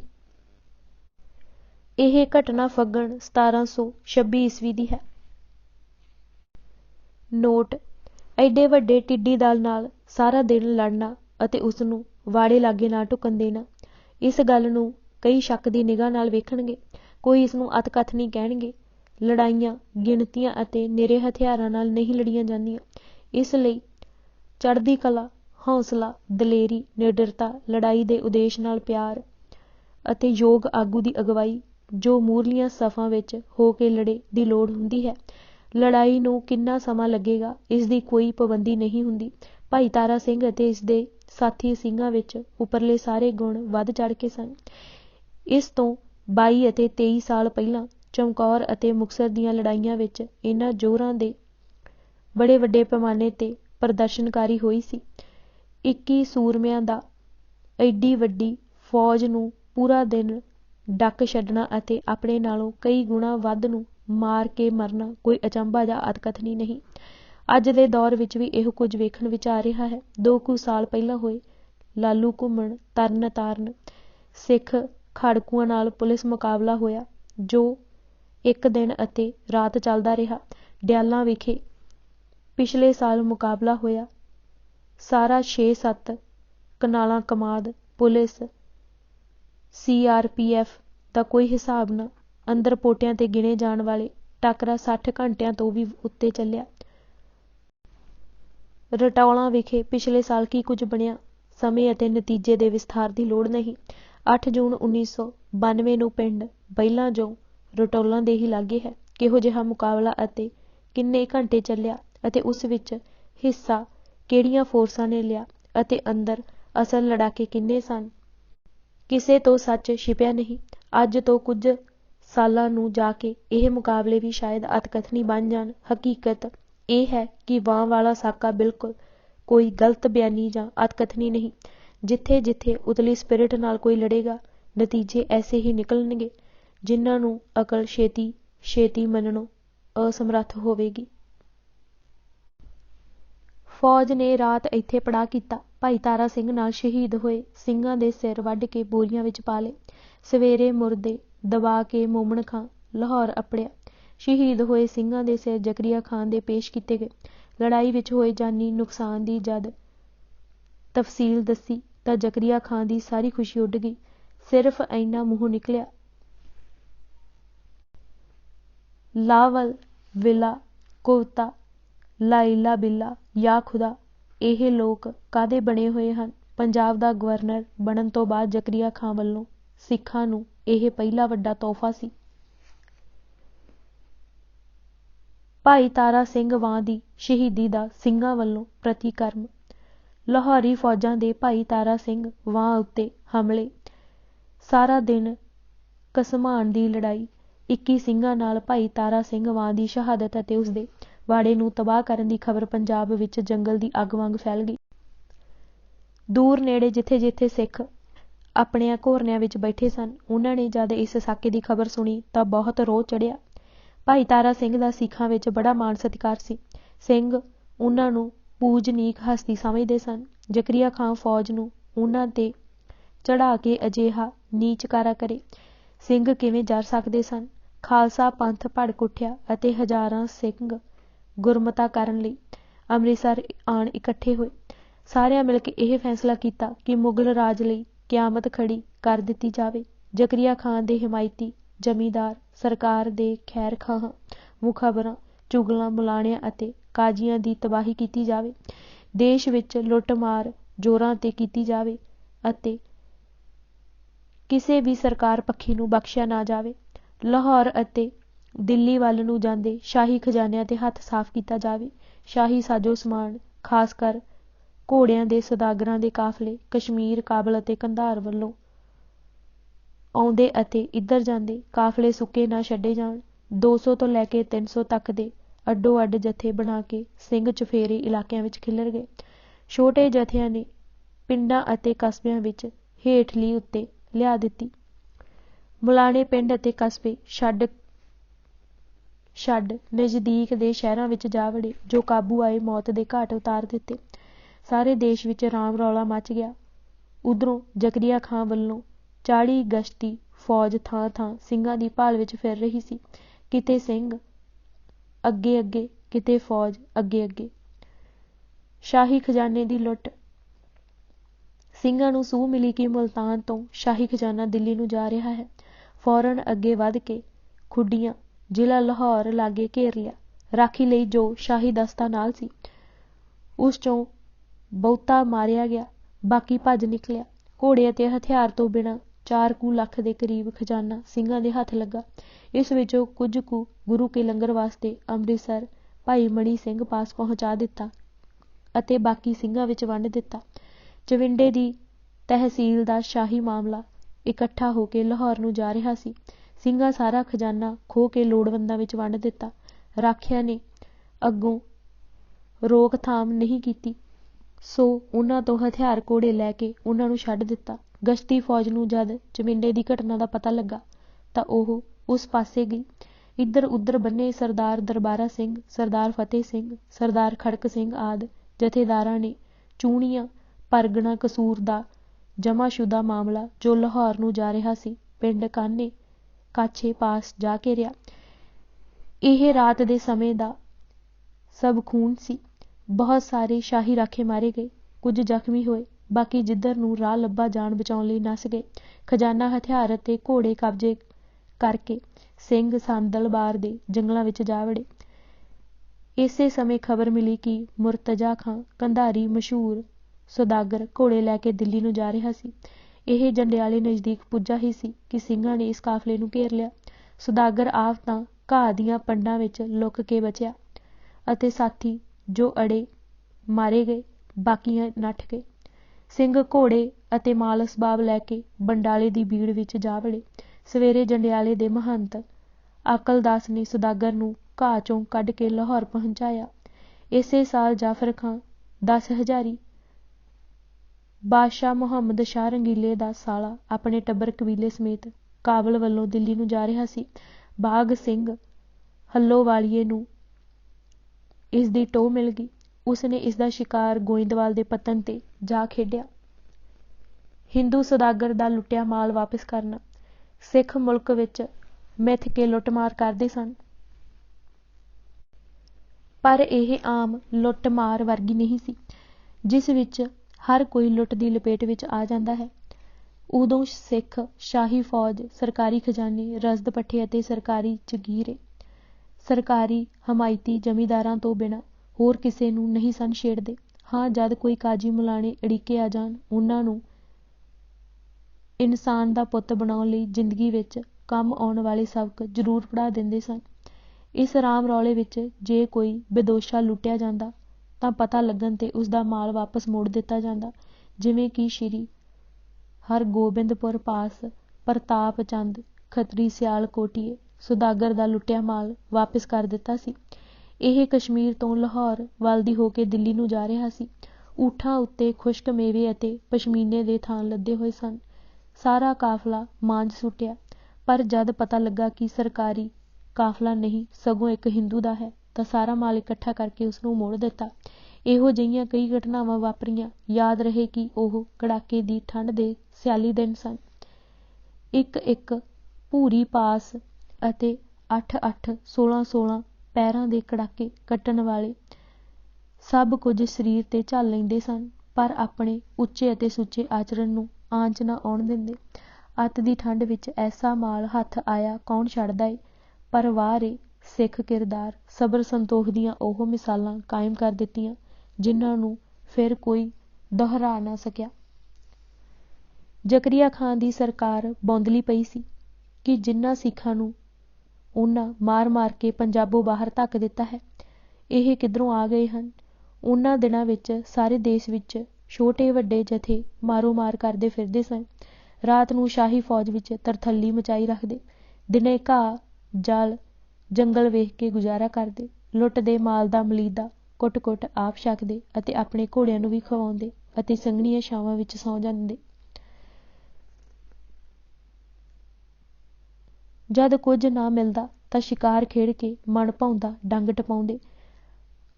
ਆਪ ਭਾਵੇਂ ਫਾਕੇ ਕੱਟ ਲੈਣ, ਪਰ ਆਪਣੇ ਇਰਾਕਿਆਂ ਦਾ ਪੂਰਾ ਖਿਆਲ ਰੱਖਦੇ ਅਤੇ ਉਹਨਾਂ ਦੀ ਖੂਬ ਟਹਿਲ ਕਰਦੇ। ਉਹਨਾਂ ਦੇ ਘੋੜੇ ਵੀ ਉਹਨਾਂ ਵਾਂਗ ਸਖਤ ਜਾਨ ਸਨ। 80-80, 100-100 ਕੌਹ ਦੀ ਮੰਜ਼ਲ ਮਾਰ ਜਾਂਦੇ। ਮਗਰ ਪੈ ਕੇ ਗਸ਼ਤੀ ਫੌਜਾਂ ਉਹਨਾਂ ਨੂੰ ਨਹੀਂ ਸੀ ਮਿਲ ਸਕਦੀਆਂ। ਜੇ ਕਿਤੇ ਘਿਰ ਜਾਂਦੇ ਤਾਂ ਤੇਗਾਂ ਨੇਜੇ ਵਾਹੁੰਦੇ ਹੋਏ ਇੱਕ ਬਾਹੀ ਚੀਰ ਪਾੜ ਕੇ ਨਿਕਲ ਜਾਂਦੇ। ਜੰਗਲਾਂ ਵਿੱਚ ਤਾਂ ਸਿੰਘ ਗਸ਼ਤੀ ਫੌਜ ਦੇ ਕਾਬੂ ਨਹੀਂ ਸਨ ਆਉਂਦੇ, ਕਿਉਂਕਿ ਰਾਹਾਂ ਟਿਕਾਣਿਆਂ ਦੇ ਭੇਤੀ ਸਨ। ਸ਼ਾਹੀ ਫੌਜ ਨੂੰ ਜੰਗਲਾਂ ਵਿੱਚ ਵੜਨਾ ਮੌਤ ਵਿਖਾਲੀ ਦਿੰਦੀ ਸੀ। ਸਿੰਘਾਂ ਨੂੰ ਠੱਲ ਨਾ ਪੈਂਦੀ ਵੇਖ ਕੇ ਖਾਨ ਬਹਾਦਰ ਜ਼ਕਰੀਆ ਖਾਂ ਨੇ ਗਸ਼ਤੀ ਫੌਜ ਬਹੁਤ ਵਧਾ ਦਿੱਤੀ ਅਤੇ ਨਾਲ ਹੀ ਸਿੱਖਾਂ ਵਿਰੁੱਧ ਹੁਕਮ ਹੋਰ ਜ਼ਿਆਦਾ ਸਖਤ ਕਰ ਦਿੱਤੇ। ਚਵਿੰਡੇ ਵਿੱਚ ਸਿੰਘਣੀਆਂ ਨੇ ਫੌਜ ਅੱਗੇ ਲਾ ਲਈ। ਚਵਿੰਡੇ ਦੇ ਜਥੇਦਾਰ ਬਹਾਦਰ ਸਿੰਘ ਦੇ ਪੁੱਤਰ ਦਾ ਵਿਆਹ ਸੀ ਅਤੇ ਇਸ ਮੌਕੇ ਤੇ ਬਹੁਤ ਸਾਰੇ ਸਿੰਘ ਇਕੱਠੇ ਹੋਏ ਸਨ। ਬਹੁਤ ਸਾਰੇ ਸਿੰਘ ਜੰਝ ਚੜ੍ਹ ਗਏ ਅਤੇ ਬਾਕੀ ਥੋੜ੍ਹੇ ਜਿਹੇ ਪਿੱਛੇ ਰਹੇ। ਲਾਗਲੇ ਪਿੰਡ ਮਾੜੀ ਦੇ ਮੁਖਬਰ ਥਾਣੇ ਇਤਲਾਹ ਦੇ ਕੇ ਫੌਜ ਦਾ ਦਸਤਾ ਚੜ੍ਹਾ ਲਿਆਈ। ਫੌਜ ਨੇ ਆ ਕੇ ਪਿੰਡ ਨੂੰ ਘੇਰ ਲਿਆ ਅਤੇ ਸਿੰਘਾਂ ਨੂੰ ਫੜਨਾ ਚਾਹਿਆ। ਉਹ ਕਦ ਕਾਬੂ ਆਉਣ ਵਾਲੇ ਸਨ। 30 ਕੁ ਬੰਦੇ ਫੌਜ ਦੇ ਮਾਰ ਕੇ ਅਤੇ ਇੰਨੇ ਕੁ ਜ਼ਖਮੀ ਕਰਕੇ ਘੇਰਾ ਤੋੜ ਕੇ ਨਿਕਲ ਗਏ। ਫੌਜ ਨੂੰ ਬੜੀ ਚਿੱਪ ਚੜ੍ਹੀ। ਜਦ ਸਿੰਘਾਂ ਦੇ ਬਾਲ ਬੱਚੇ ਨੂੰ ਹੱਥ ਪਾਉਣ ਲੱਗੇ ਤਾਂ ਜੋ ਵਿਆਹ ਵਾਲੇ ਘਰ ਵਿੱਚ ਬਹੁਤ ਸਾਰੀਆਂ ਜਨਾਨੀਆਂ ਇਕੱਠੀਆਂ ਹੋ ਰਹੀਆਂ ਸਨ, ਉਹਨਾਂ ਸੋਟੇ ਅਤੇ ਇੱਟ ਵੱਟਾ ਫੜ ਲਿਆ। ਉਹਨਾਂ ਨੂੰ ਵੇਖ ਕੇ ਹੋਰ ਜੱਟੀਆਂ ਵੀ ਸੋਟੇ, ਸਲੰਗਾਂ, ਜੋ ਜਿਸ ਦੇ ਹੱਥ ਆਇਆ ਫੜ ਕੇ ਉੱਠ ਪਈਆਂ, ਮਾਰ ਮਾਰ ਕੇ ਫੌਜ ਨੂੰ ਅੱਗੇ ਲਾ ਕੇ ਪਿੰਡੋਂ ਦੂਰ ਕੱਢ ਆਈਆਂ। ਇਹੋ ਜਿਹੀਆਂ ਝੜਪਾਂ ਅਨੇਕਾਂ ਪਿੰਡ ਵਿੱਚ ਨਿੱਤ ਹੁੰਦੀਆਂ ਰਹਿੰਦੀਆਂ ਸਨ। ਰਾਮੇ ਰੰਧਾਵੇ ਨੇ ਸਿੰਘ ਮਾਰ ਕੇ ਇਨਾਮ ਲਏ। ਪਡੋਲ ਕਟੂਹੇ ਵੱਲੋਂ 20 ਕੁ ਸਿੰਘ ਅੰਮ੍ਰਿਤਸਰ ਨੂੰ ਦਰਸ਼ਨ ਕਰਨ ਲਈ ਆ ਰਹੇ ਸਨ। ਇਹ ਰਾਤ ਕੱਟਣ ਲਈ ਪਿੰਡ ਘਨਈਏ ਕੇ ਰੰਧਾਵਿਆਂ ਦੇ ਆਣ ਉਤਰੇ। ਰਾਮੇ ਰੰਧਾਵੇ ਨੂੰ ਇਹਨਾਂ ਦੀ ਖਬਰ ਕਿਸੇ ਜਾ ਪਹੁੰਚਾਈ। ਰਾਮਾ ਰੰਧਾਵਾ ਇਸ ਤੱਪੇ ਦਾ ਚੌਧਰੀ, ਸਰਕਾਰ ਦਾ ਹਮਦਰਦ, ਵੱਡਾ ਚੁਗਲ ਅਤੇ ਸਿੱਖਾਂ ਦਾ ਪੁੱਜ ਕੇ ਵੈਰੀ ਫੌਜ ਚੜ੍ਹਾ ਕੇ ਲੈ ਆਇਆ। ਚੌਧਰੀ ਰਾਮੇ ਦਾ ਫੌਜੀ ਦਸਤਾ ਕਾਫੀ ਗਿਣਤੀ ਵਿੱਚ ਸੀ। ਸਿੰਘਾਂ ਨੇ ਡਟ ਕੇ ਟਾਕਰਾ ਕੀਤਾ ਅਤੇ ਆਪਣੇ ਨਾਲੋਂ ਕਿਤੇ ਵੱਧ ਗਿਣਤੀ ਨੂੰ ਮਾਰ ਕੇ ਇਹ 20 ਸਿੰਘ ਸ਼ਹੀਦ ਹੋ ਗਏ। ਰਾਮੇ ਚੌਧਰੀ ਨੇ ਇਹਨਾਂ ਦੇ ਸਿਰ ਵੱਢ ਕੇ ਲਾਹੌਰ ਪਹੁੰਚਾਏ ਅਤੇ ਇਨਾਮ ਲੈ ਲਿਆ। ਜ਼ਕਰੀਆ ਖਾਂ ਵੀ ਸਿੰਘਾਂ ਨੂੰ ਦਬਾਉਣ ਵਿੱਚ ਅਸਫਲ। ਭਾਈ ਤਾਰਾ ਸਿੰਘ ਜੀ ਦੀ ਸ਼ਹਾਦਤ ਤੋਂ ਪਿੱਛੋਂ ਕਈ ਸਾਲਾਂ ਤੱਕ ਇਹ ਰਾਜ ਰੌਲਾ ਮਚਿਆ ਰਿਹਾ। ਗਸ਼ਤੀ ਫੌਜ ਸਿੰਘਾਂ ਨੂੰ ਦਬਾਉਣ ਵਿੱਚ ਸਫਲ ਨਾ ਹੋ ਸਕੀ। ਇਸ ਰਾਮ ਰੌਲੇ ਨੇ ਰੁਕਣਾ ਤਾਂ ਕੀ ਸੀ, ਉਲਟਾ ਵੱਧਦਾ ਹੀ ਗਿਆ। ਸਿੰਘਾਂ ਨੂੰ ਸਰਕਾਰੀ ਮਾਲ ਅਸਬਾਬ ਅਤੇ ਖਜ਼ਾਨਿਆਂ ਦੀ ਲੁੱਟਮਾਰ ਕਰਦਿਆਂ ਨੂੰ ਵੇਖ ਕੇ ਸਾਰੇ ਮੁਲਕ ਦੇ ਲੁਟੇਰੇ, ਕੀ ਹਿੰਦੀ ਕੀ ਮੁਸਲਮਾਨ, ਇੱਕ ਦੂਸਰੇ ਨੂੰ ਲੁੱਟਣ ਉੱਠ ਪਏ। ਸਾਰੇ ਪੰਜਾਬ ਅਤੇ ਮਾਲਵੇ ਵਿੱਚ ਦਿਨ ਰਾਤ ਬੰਦੂਕਾਂ ਚੱਲਦੀਆਂ ਅਤੇ ਠਾਠ ਹੁੰਦੀ ਰਹੀ। ਪਸ਼ੂਆਂ ਡੰਗਰ, ਘਰੇਲੂ ਚੀਜ਼ ਵਸਤ, ਖੇਤ ਫਸਲ, ਤੀਵੀਂ ਮੁੰਡਾ ਕੁੜੀ ਕਿਸੇ ਦਾ ਸੁਰੱਖਿਅਤ ਨਾ ਰਿਹਾ। ਰਾਤ ਦਿਨ ਕਟਕ ਪਏ ਚੜ੍ਹਨ, ਛੋਟੇ ਪਿੰਡ ਉਜੜ ਗਏ। ਬਾਰੀ ਕੋਹੀ ਦੀਵਾ ਬਲਣ ਲੱਗਾ। ਬੁਰਜਾਂ ਉੱਤੇ ਟਮਕ ਜਾਂ ਢੋਲ ਨਗਾਰੇ ਰੱਖੇ ਜਾਂਦੇ। ਵਾਰੀ ਸਿਰ ਪਿੰਡ ਦੇ ਲੋਕ ਬੁਰਜਾਂ ਜਾਂ ਉੱਚੇ ਉੱਚੇ ਰੁੱਖਾਂ ਤੇ ਟਾਂਗੂ ਬੈਠੇ ਰਹਿੰਦੇ। ਜਦ ਕਿਸੇ ਪਾਸਿਓਂ ਕਟਕ ਆਉਣ ਦੀ ਧੂੜ ਗਰਦ ਦਿਸਦੀ, ਟਾਂਗੂ ਟਮਕ ਕੇ ਚੋਟ ਲਾ ਦਿੰਦੇ, ਜਿਸ ਨੂੰ ਸੁਣ ਕੇ ਲੋਕ ਬੰਦੂਕਾਂ, ਤੀਰ ਕਮਾਨ, ਗੋਪੀਏ, ਨੇਜੇ, ਬਰਛੇ, ਤਲਵਾਰਾਂ ਅਤੇ ਇੱਟ ਵੱਟਾ ਲੈ ਕੇ ਬਾਰੀ ਕੋਟ ਉੱਤੇ ਬਣੇ ਮੋਰਚਿਆਂ ਵਿੱਚ ਜਾ ਬੈਠਦੇ। ਧਾੜਵੀ ਜਦ ਲਾਗੇ ਢੁਕਦੇ ਤਾਂ ਮੋਰਚਿਆਂ ਵਾਲੇ ਆਪਣੇ ਹਥਿਆਰਾਂ ਨਾਲ ਵਾਰ ਕਰਦੇ ਅਤੇ ਜੇ ਜ਼ੋਰ ਪੈ ਜਾਂਦਾ ਤਾਂ ਕਟਕ ਵਾਲੇ ਮਾਰ ਖਾ ਕੇ ਪਿਛਾਂਹ ਹਟ ਜਾਂਦੇ। ਜਿੱਥੇ ਧਾੜਵੀਆਂ ਦਾ ਬਲ ਪੈ ਜਾਂਦਾ, ਉਹ ਮੋਰਚੇ ਤੋੜ ਕੇ ਪਿੰਡ ਦੇ ਅੰਦਰ ਜਾ ਵੜਦੇ। ਕਈ ਆਦਮੀ ਮਾਰੇ ਜਾਂਦੇ। ਜੋ ਜਿਸ ਦੇ ਹੱਥ ਆਉਂਦਾ ਲੈ ਕੇ ਰਾਹੇ ਪੈਂਦਾ। ਕਈ ਵਾਰ ਅੱਗ ਲਾ ਕੇ ਪਿੰਡ ਹੀ ਸਾੜ ਦਿੱਤਾ ਜਾਂਦਾ। ਕਈ ਥਾਈਂ ਇੰਜ ਵੀ ਹੁੰਦਾ ਕਿ ਆਪਣੀ ਜਾਨ, ਮਾਲ ਅਤੇ ਇੱਜ਼ਤ ਆਬਰੂ ਨੂੰ ਬਚਾ ਲੈਣ ਲਈ ਪਿੰਡ ਦੇ ਬਹਾਦਰ ਲੋਕ ਢੋਲ ਵਜਾ ਕੇ ਪਿੰਡੋਂ ਬਾਹਰ ਨਿਕਲ ਕੇ ਕਟਕ ਤੇ ਟੁੱਟ ਪੈਂਦੇ। ਮਾਰੋ ਮਾਰ ਕਰਕੇ ਕਟਕ ਨੂੰ ਹੀ ਲੁੱਟ ਲੈਂਦੇ। ਜੋ ਕਾਬੂ ਆਉਂਦਾ ਮਾਰ ਭੁੰਕਾਉਂਦੇ ਜਾਂ ਲੱਤਾਂ ਬਾਹਾਂ ਭੰਨ ਕੇ ਥਾਣੇ ਵਿੱਚ ਜਾ ਸੁੱਟਦੇ। ਦਿਨ ਰਾਤ ਡਾਕੇ, ਧਾੜੇ ਖੂਨ ਹੁੰਦੇ ਰਹਿੰਦੇ। ਇਸ ਮੰਦੀ ਹਾਲਤ ਦੀ ਰੋਕਥਾਮ ਅਤੇ ਬੰਦੋਬਸਤ ਕਰ ਲੈਣ ਕਿਸੇ ਹਾਕਮ ਦੇ ਵੱਸ ਦੀ ਗੱਲ ਨਹੀਂ ਸੀ। ਦਿਨ ਛਿਪਦੇ ਸਾਰ ਪਿੰਡ ਦੇ ਦਰਵਾਜ਼ੇ ਲੱਗ ਜਾਂਦੇ ਅਤੇ 4 ਘੜੀ ਦਿਨ ਚੜ੍ਹਦੇ ਖੁੱਲ੍ਹਦੇ। ਘਰੋਂ ਬਾਹਰ ਗਏ ਕਿਸੇ ਦੀ ਵੀ ਆਸ ਨਾ ਰਹਿੰਦੀ ਕਿ ਭੌਂ ਕੇ ਜਿਉਂਦਾ ਘਰ ਪਰਤੂ ਕਿ ਨਾ। ਬਾਹਰ ਚਰਨ ਗਿਆ ਮਾਲ ਜੇ ਸਹੀ ਸਲਾਮਤ ਵਾਪਸ ਆ ਜਾਂਦਾ ਤਾਂ ਆਪਣਾ ਸਮਝ ਲਿਆ ਜਾਂਦਾ। ਇਸੇ ਤਰ੍ਹਾਂ ਔਰਤਾਂ, ਮੁੰਡੇ, ਕੁੜੀਆਂ ਦਾ ਹਾਲ ਸੀ। ਜੋ ਜਿਸ ਦੇ ਹੱਥ ਆਇਆ ਸੂਈ ਲੈ ਕੇ ਉਡਣ ਸ਼ੁਰੂ ਹੋ ਗਿਆ। ਬਾਹਰੋਂ ਗਊਆਂ, ਮੱਝਾਂ ਨੂੰ ਕਟਕ ਲੈ ਜਾਂਦਾ। ਘਰ ਕਟਰੂ ਵੱਛਰੂ ਅਰੜਾ ਕੇ ਮਰ ਜਾਂਦੇ। ਕਈ ਵਾਰ ਬਾਹਰ ਹਾਲੀਆਂ ਪਾਲੀਆਂ ਨੂੰ ਨਰੜ ਕੇ ਸੁੱਟ ਜਾਂਦੇ ਅਤੇ ਲੀੜਾ ਕੱਪੜਾ ਉਤਾਰ ਮਾਲ ਡੰਗਰ ਹੱਕ ਕੇ ਲੈ ਜਾਂਦੇ। ਜਿਹੜੇ ਲੋਕ ਜ਼ੋਰ ਇਤਫਾਕ ਵਾਲੇ ਅਤੇ ਮਾਰਖੋਰੇ ਸਨ, ਉਹਨਾਂ ਦਾ ਸਾਹ ਸੌਖਾ ਨਿਕਲਦਾ ਸੀ। ਦੂਸਰਿਆਂ ਦਾ ਮੂਲੋਂ ਮੰਦਾ ਹਾਲ। ਫਿਰ ਵੀ ਇੱਕ ਗੱਲ ਚੰਗੀ ਹੁੰਦੀ ਸੀ ਕਿ ਆਪਣੇ ਆਪਣੇ ਪਿੰਡ ਦੇ ਲੋਕ ਇੱਕ ਦੂਸਰੇ ਦੇ ਸਹਾਈ ਅਤੇ ਰਾਖੇ ਸਨ। ਕੋਈ ਕਿਸੇ ਨੂੰ ਨਾ ਛੇੜਦਾ। ਆਪਣੇ ਘਰੋਗੀ ਮਾਮਲੇ ਵਡੇਰੇ ਅਤੇ ਸਿਆਣੇ ਬਜ਼ੁਰਗਾਂ ਦੀ ਸਿਆਣਪ ਰਾਹੀਂ ਨਜਿੱਠ ਲੈਂਦੇ। ਬਾਹਰਲੇ ਦੁਸ਼ਮਣ ਲਈ ਸਾਰੇ ਇਕੱਠੇ ਹੋ ਜਾਂਦੇ ਸਨ ਅਤੇ ਇੱਕ ਦੂਸਰੇ ਨਾਲੋਂ ਅੱਗੇ ਵਧ ਕੇ ਆਪਸੀ ਰਾਖੀ ਵਾਸਤੇ ਮਾਰਦੇ ਅਤੇ ਖਾਂਦੇ। ਧਾੜੇ ਮਾਰਨ ਵਾਲੇ ਝੁੰਡ ਨੂੰ ਲੋਕ ਧਾੜ ਪੈੜਾ ਕਟਕ ਨਾਮ ਨਾਲ ਪੁਕਾਰਦੇ ਹੁੰਦੇ ਸਨ। ਇਸ ਰਾਜਗਰਦੀ ਦਾ ਮੁੱਢ ਔਰੰਗਜ਼ੇਬ ਦੇ ਰਾਜਕਾਲ ਸਮੇਂ ਬੱਝਾ ਸੀ। ਇਸ ਮੁਤੱਸਬੀ ਅਤੇ ਜਨੂਨੀ ਬਾਦਸ਼ਾਹ ਦੇ ਸਤਾਏ ਹੋਏ ਲੋਕ ਅੰਦਰੋਂ ਅੰਦਰੀ ਲੂਰੀਆਂ ਲੈ ਰਹੇ ਸਨ। ਦੱਖਣ ਵਿੱਚ ਮਰਹੱਟੇ, ਜਬਲਪੁਰ, ਗਵਾਲੀਅਰ ਆਦਿ ਥਾਵਾਂ ਤੇ ਭੰਡਾਰੇ, ਬੰਗਾਲ, ਬਿਹਾਰ, ਅਵਧ ਵਿੱਚ ਡੱਕ, ਪੰਜਾਬ ਵਿੱਚ ਸਿੱਖ ਸ਼ਸਤਰ ਚੁੱਕ ਕੇ ਮੁਗਲ ਰਾਜ ਦੇ ਵਿਰੁੱਧ ਉੱਠ ਖੜੇ ਹੋਏ। ਜਿਉਂ-ਜਿਉਂ ਇਹ ਜ਼ੁਲਮ ਵਧਿਆ, ਵਿਦਰੋਹ ਤੇਜ਼ ਹੁੰਦਾ ਗਿਆ। ਸਭ ਤੋਂ ਜ਼ਿਆਦਾ ਸਖਤੀ ਅਤੇ ਅਤਿਆਚਾਰ ਸਿੱਖਾਂ 'ਤੇ ਹੋਇਆ। ਇਸੇ ਲਈ ਪੰਜਾਬ ਵਿੱਚ ਹੀ ਸਭ ਤੋਂ ਵੱਧ ਸਾਕੇ ਹੋਏ। ਮੁਗਲਾਂ ਵਿੱਚ ਇੰਨਾ ਸਾਹ-ਸਤ ਨਹੀਂ ਸੀ ਰਹਿ ਗਿਆ ਕਿ ਇਹਨਾਂ ਦਾ ਮੁਕਾਬਲਾ ਕਰ ਸਕਦੇ। ਰਾਜ ਸਿਮਟ ਕੇ ਦਿੱਲੀ ਦੇ ਲਾਲ ਕਿਲ੍ਹੇ ਦੀਆਂ ਦੀਵਾਰਾਂ ਤੱਕ ਰਹਿ ਗਿਆ। ਸਾਰਾ ਦੇਸ਼ ਲੁਟੇਰਿਆਂ ਧਾੜਵੀਆਂ ਦੇ ਰਹਿਮ ਤਰਸ 'ਤੇ ਸੀ। ਇਹ ਲਹਿਰਾਂ ਮੁਗਲ ਰਾਜ ਦਾ ਭੋਗ ਪਾ ਕੇ ਹਟੀਆਂ। ਨਾਦਰ ਸ਼ਾਹ ਅਤੇ ਫਿਰ ਅਹਿਮਦ ਸ਼ਾਹ ਅਬਦਾਲੀ ਦੇ ਹਮਲੇ ਹੁੰਦੇ ਰਹੇ ਤਾਂ ਵੀ ਇਹ ਲੁਟੇਰਿਆਂ ਦਾ ਗਦਰ ਬਣਿਆ ਰਿਹਾ। ਔਰੰਗਜ਼ੇਬ ਦੇ ਮਰਨ ਤੋਂ 60 ਸਾਲ ਬਾਅਦ ਤੱਕ ਇਹ ਰਾਮ ਰੌਲਾ ਉਸੇ ਤਰ੍ਹਾਂ ਚੱਲਦਾ ਰਿਹਾ। ਲੋਟੂਆਂ ਧਾੜੂਆਂ ਦੇ ਖੂਬ ਦਾ ਫੱਬਦੇ ਰਹੇ। ਇਹਨਾਂ ਨੂੰ ਪੰਜਾਬ ਵਿੱਚ ਉਦੋਂ ਨੱਥ ਪਈ ਜਦ ਮੁਗਲ ਰਾਜ ਨੂੰ ਖਤਮ ਕਰਕੇ ਸਿੱਖ ਮਿਸਲਾਂ ਨੇ ਇਲਾਕੇ ਮੱਲ ਲਏ ਅਤੇ ਆਪਣਾ ਆਪਣਾ ਬੰਦੋਬਸਤ ਕਾਇਮ ਕਰ ਲਿਆ। ਇਹੋ ਨਿੱਕੇ ਨਿੱਕੇ ਰਾਜ ਰਲ ਕੇ ਫਿਰ ਸਿੱਖ ਰਾਜ ਬਣਿਆ। ਪਿਛਲੇ 60 ਕੁ ਸਾਲਾਂ ਵਿੱਚ ਜੋ ਹਜ਼ਾਰਾਂ ਪਿੰਡ ਉਜੜ ਗਏ ਸਨ, ਮੁੜ ਆਣ ਵਸੇ ਅਤੇ ਪੰਜਾਬ ਵਿੱਚ ਪੂਰੀ ਤਰ੍ਹਾਂ ਅਮਨ ਚੈਨ ਹੋ ਗਿਆ। ਮਹਾਰਾਜਾ ਰਣਜੀਤ ਸਿੰਘ ਦੇ ਸਮੇਂ ਤਾਂ ਬੇਸ਼ੱਕ ਕੋਈ ਜਨਾਨੀ ਛੱਜੀ ਗਹਿਣਾ ਪਾ ਕੇ ਕਿਤੇ ਤੁਰੀ ਫਿਰੇ, ਕੀ ਮਜਾਲ ਸੀ ਕੋਈ ਅੱਖ ਭਰ ਕੇ ਹੀ ਵੇਖ ਸਕੇ। ਸ਼ੇਰ ਬੱਕਰੀ ਇੱਕ ਘਾਟ ਪਾਣੀ ਪੀਂਦੇ ਸਨ। ਜਦ ਮਿਸਲਾਂ ਨੇ ਇਲਾਕੇ ਮਾਰੇ ਤਾਂ ਸਭ ਤੋਂ ਪਹਿਲਾਂ ਉਹਨਾਂ ਲੁਟੇਰਿਆਂ ਨੂੰ ਹੀ ਨੱਥ ਪਾਈ ਸੀ। ਪਚਾਂਦੇ, ਭੱਟੀ, ਡੋਗਰ, ਬਲੋਚ, ਉਂਡ, ਖਰਲ, ਬਰਾੜ ਆਦਿ ਐਸੇ ਸਿੱਧੇ ਕੀਤੇ ਕਿ ਉੱਚੀ ਸਾਹ ਨਾ ਲੈਣ। ਪੰਜਾਬ ਵਿੱਚ ਇਸ ਤੋਂ ਪਹਿਲਾਂ ਜਿਉਂ-ਜਿਉਂ ਮੁਸਲਮਾਨ ਹਾਕਮ ਸਿੱਖਾਂ ਉੱਤੇ ਜ਼ੁਲਮ ਕਰਦੇ ਰਹੇ, ਉਹਨਾਂ ਦੇ ਮੁਕਾਬਲੇ ਵਿੱਚ ਸਿੱਖ ਲਹਿਰ ਉਨੀ ਹੀ ਤਿੱਖੀ ਤੋਂ ਵੀ ਤਿੱਖੀ ਹੁੰਦੀ ਗਈ ਅਤੇ ਰਾਮ ਰੌਲਾ ਵੱਧਦਾ ਗਿਆ। ਫੌਜ ਤਾਂ ਸਿੰਘਾਂ ਨਾਲ ਉਲਝੀ ਹੋਈ ਸੀ, ਜਿਸ ਕਰਕੇ ਲੁਟੇਰਿਆਂ ਲਈ ਮੈਦਾਨ ਖੁੱਲ੍ਹਾ ਸੀ ਅਤੇ ਉਹਨਾਂ ਦੇ ਪੌਂ 12 ਸੀ। ਲੁਟੇਰਿਆਂ ਦਾ ਕੋਈ ਦੀਨ ਧਰਮ ਨਹੀਂ ਹੁੰਦਾ ਅਤੇ ਨਾ ਹੀ ਉਹਨਾਂ ਦਾ ਕੋਈ ਧਾਰਮਿਕ ਜਾਂ ਰਾਜਸੀ ਨਿਸ਼ਾਨਾ ਹੀ ਹੁੰਦਾ। ਉਹਨਾਂ ਦਾ ਇੱਕੋ ਪ੍ਰਮੁੱਖ ਉਦੇਸ਼ ਜ਼ਿਆਦਾ ਤੋਂ ਜ਼ਿਆਦਾ ਧਨ ਦੌਲਤ ਦਾ ਇਕੱਠਾ ਕਰਨਾ ਹੁੰਦਾ ਹੈ, ਜਿਸ ਲਈ ਉਹ ਕਿਸੇ ਨੂੰ ਮਾਰਨਾ, ਲੁੱਟਣਾ, ਬੇਪਤ ਕਰਨਾ, ਘਰ ਅਤੇ ਫਸਲ ਫੂਕਣਾ, ਮਾਲ ਡੰਗਰ ਹੱਕ ਕੇ ਲੈ ਜਾਣ ਨੂੰ ਆਪਣੀ ਕਾਰਵਾਈ ਦਾ ਅੰਗ ਸਮਝਦੇ ਹਨ। ਉਹਨਾਂ ਦੀ ਨਿਗਾਹ ਵਿੱਚ ਇਹ ਬੇਇਨਸਾਫੀ ਨਹੀਂ ਹੁੰਦੀ। ਲੋਕਾਂ ਦੇ ਤਰਲੇ ਵਾਸਤੇ ਹਾਹਾਕਾਰ, ਬੌੜੀ ਦੁਹਾਈ ਉਹਨਾਂ ਪੱਥਰ ਦਿਲਾਂ 'ਤੇ ਕੋਈ ਅਸਰ ਨਾ ਕਰਦੀ।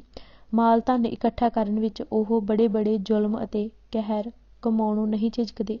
ਬੰਦਾ ਸਿੰਘ ਬਹਾਦਰ ਸਮੇਂ ਬਹੁਤ ਸਾਰੇ ਲੁਟੇਰੇ ਅਤੇ ਚਰਿੱਤਰਹੀਣ ਲੋਕ ਉਸ ਦੀਆਂ ਫੌਜਾਂ ਵਿੱਚ ਸ਼ਾਮਿਲ ਹੋ ਗਏ ਸਨ।